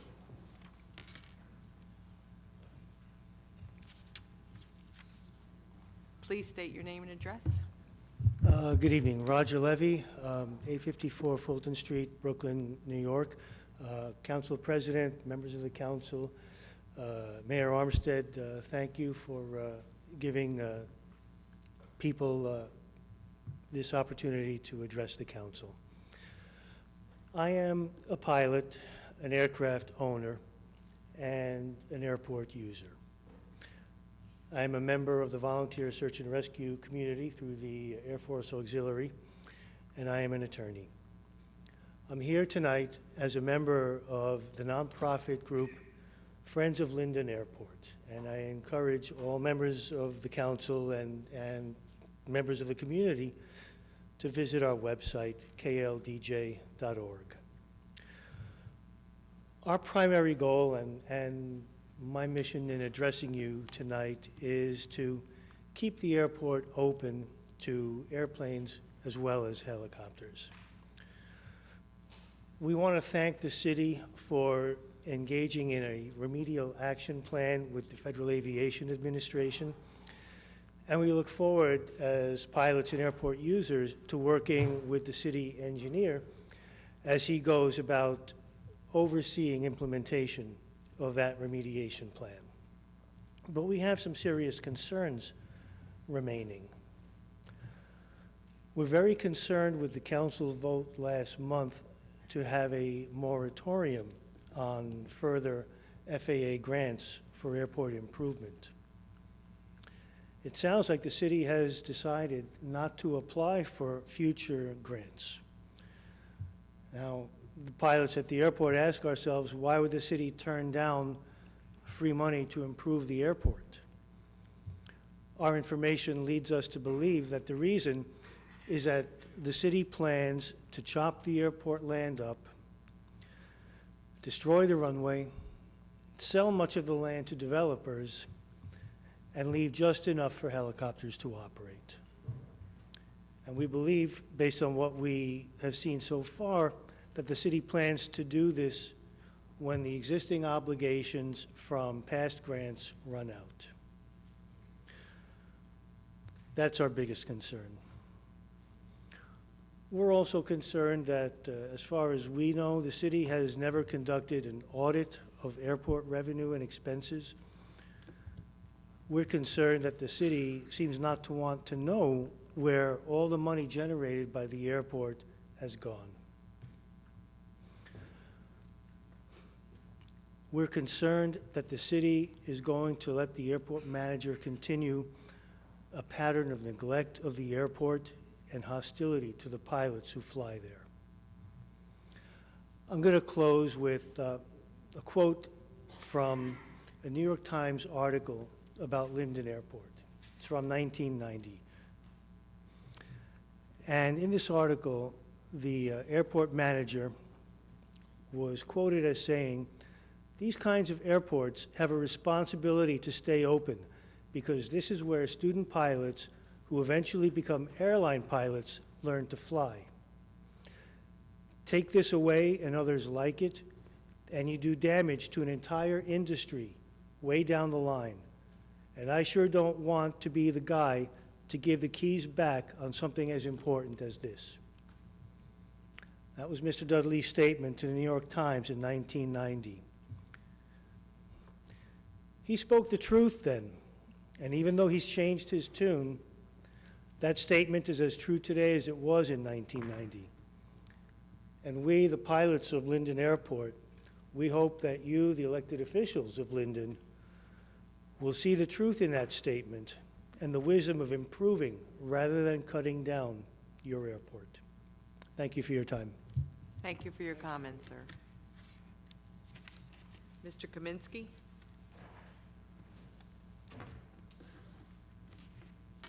Good evening, Ed Kaminsky, Maple Avenue. I was not going to come up today, but just, again, I guess my passions got the better of me. First, Mr. Mohammed, I want to address you because you were just happened to be the most vocal person, but a lot of people have said the same thing. Oh, we have open door this, we do this. The reality is, and the folks at home and in the audience, I'll save them some time. Certainly do what you want to. I'm not here to tell you not to do what you want to do, but you know, if you have something important to say that affects the public, the cameras, say it in public, say it in front of everybody. Perfect example, you know, there was an expert's report that was quoted and referred to many times last year or so. And the council person at the time said, if you need to read the details, read the details. It's very important. So, of course, I took them up on the offer. I come up immediately, they run away. And they say, oh, well, you have to go upstairs. So I went up to the mayor's office. They didn't know what I was talking about. End of the day, got bounced around like a yo-yo ball. So I'm going to save people some time. That's the reality. You could sit here with a smile, or not just you, just anybody, or put on a certain facade. The reality is different. I'm not going to say that everybody had a negative experience doing that, but I've been through it enough, and I've seen the rodeo happen enough times, so for whatever it's worth. Quite frankly, a lot of this animosity that keeps being brought up about is because things are never addressed. Not forget about even listening to us, the public. We've come up, and in the decades I've been coming up here, you know, I've heard people warn and foresee things that would happen that we are dealing with today, even to this day. But address things. If you address them in a coherent way and a transparent way, you'd cut all this down. For instance, the asbestos thing. It happened. We know it happened. Yet nobody in a position of power got up in this meeting and stated what the resolution, what was found and what the resolution was. Disappointed me greatly. Because at the end of the day, that property is right across the street from a grammar school and just yards away, not only from my home, but from a senior facility and a rehab facility. It's unfair to us. So when you see us, the citizens, getting angry, that is why. It's brushed away or ignore it. And we don't know, and we won't know. The unfortunate truth is, something like that with asbestos, if it was significant, we won't know for decades the total impacts. And that's not just people grandstanding or looking for something. That's people asking legitimate questions that they have the right to do, sir, and everybody. Development. Again, I'm going back to the whole transparency thing.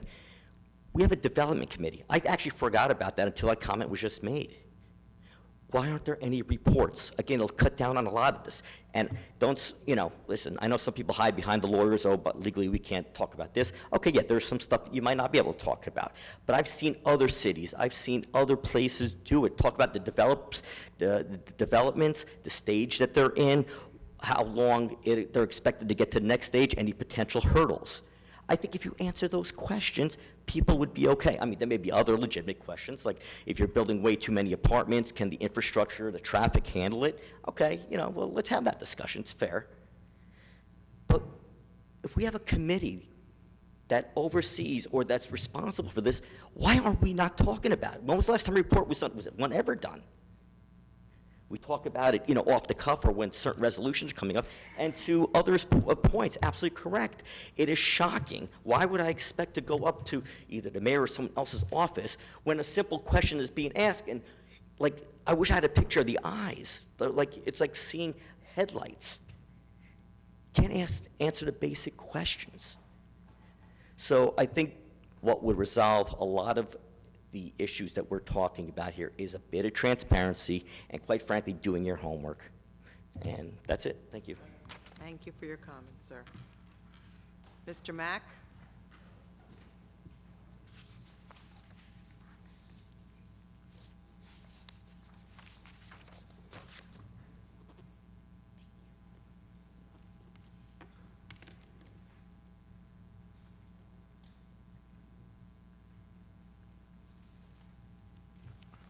In the name of God, the beneficent, the most merciful.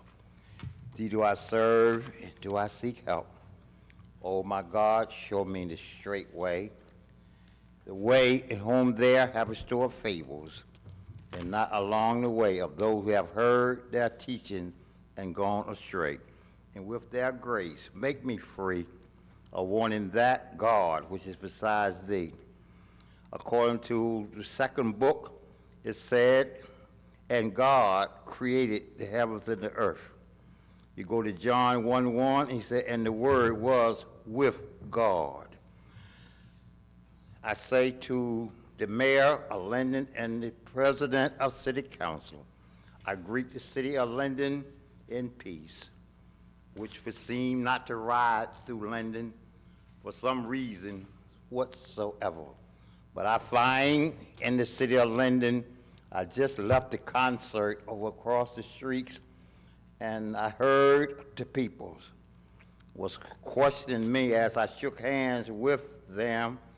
They indicated to me, why are you not at the council meeting? Because we are enjoying this, and we're going to talk to you later. I was so proud to hear that. I want to say to the city of Linden, I have told you for a long time, and you have the audacity, watch the language, to just keep on doing what you're doing. Linden, on behalf of the peoples, I respectfully ask you, in the name of God and humanity, will you look at the beauty of yourself? Yourself. Look at the beauty and the wisdom and knowledge that God has bestowed upon you. Why are you so hateful with yourself?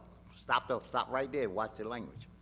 Then we would be able to go forth with the city of Linden business. You don't like yourself. The people said it. I didn't say it. You don't like yourself because you will not reason with yourself. I was here in City Hall earlier today, and I looked at a young man, and I looked at his old bishop out there somewhere a few minutes ago. That gold piece looked good, and I came in and saw the man on his knees. I said, praise be to God. I was, further be noted, I want to say to the city of Linden, we have some beautiful people. I'm talking about all around in different departments. And they are doing the best that they can to help humanity, especially the Social Service Department, especially the Housing Authority, especially the clerk, especially the county clerk, the city clerk, such a wonderful people in that department, and the Treasury Department. Why can't we sit down with, watch the language, with each other and have a conversation? You know what the problem is? The key word is, we are talking about we decided. We, watch the language. But I looked at what the book of Genesis said. And God said, let us make man. God said, I didn't say it, but the bottom line that I need to drop by here to tell you that if we as a people belonging to humanity, we is not never mentioned in the book. He said, let us, and I, because Almighty God, said that I am the best knower. And my dear council members, to my dear beloved personnel department, and all of the people, public work, and all of you other people that have been elected for the city of Linden, you're out of control. And you need to go to deal with yourself. Stop trying to make friends with those individuals that don't like you. You don't even like them. I tell people all day long, I don't like you, but I love you. Because I don't like their behavior. Bottom line, we got some good people in Linden. And I'm telling you, we're doing some good things. I thank the Housing Authority, I thank the Social Service Department, I thank the mayor for trying to do the best that he can, but what he's working with. But if he stepped down a couple steps and say, I am a representative of all of the people, it's not we decided. Watch the language. Thank you, Mr. Mack. Thank you.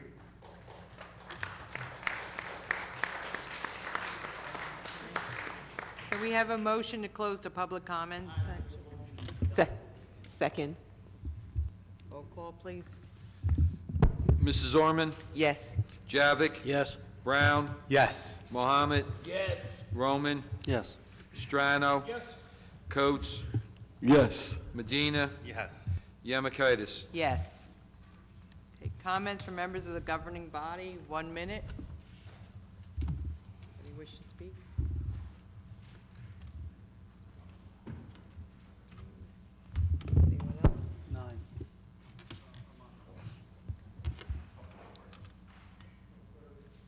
Yes, Mayor.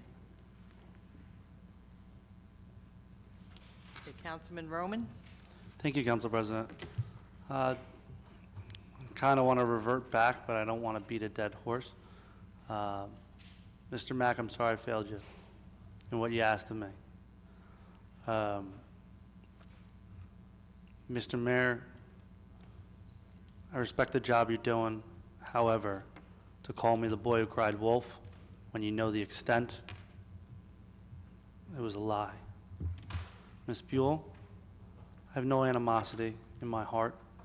I want to work. I want to make this city the city of Kim. I want to make the 6th Ward the best it's ever been with all the development going on from the previous administration and this administration. However, as I ended the last council meeting, I will end this one the same. Is that once the cancer is cut out and your daughter comes to council next year in January, things will get a lot better. And I'm looking forward to it greatly. Thank you, Council President. Thank you, Councilman. Councilman Brown? Where do I start? Okay.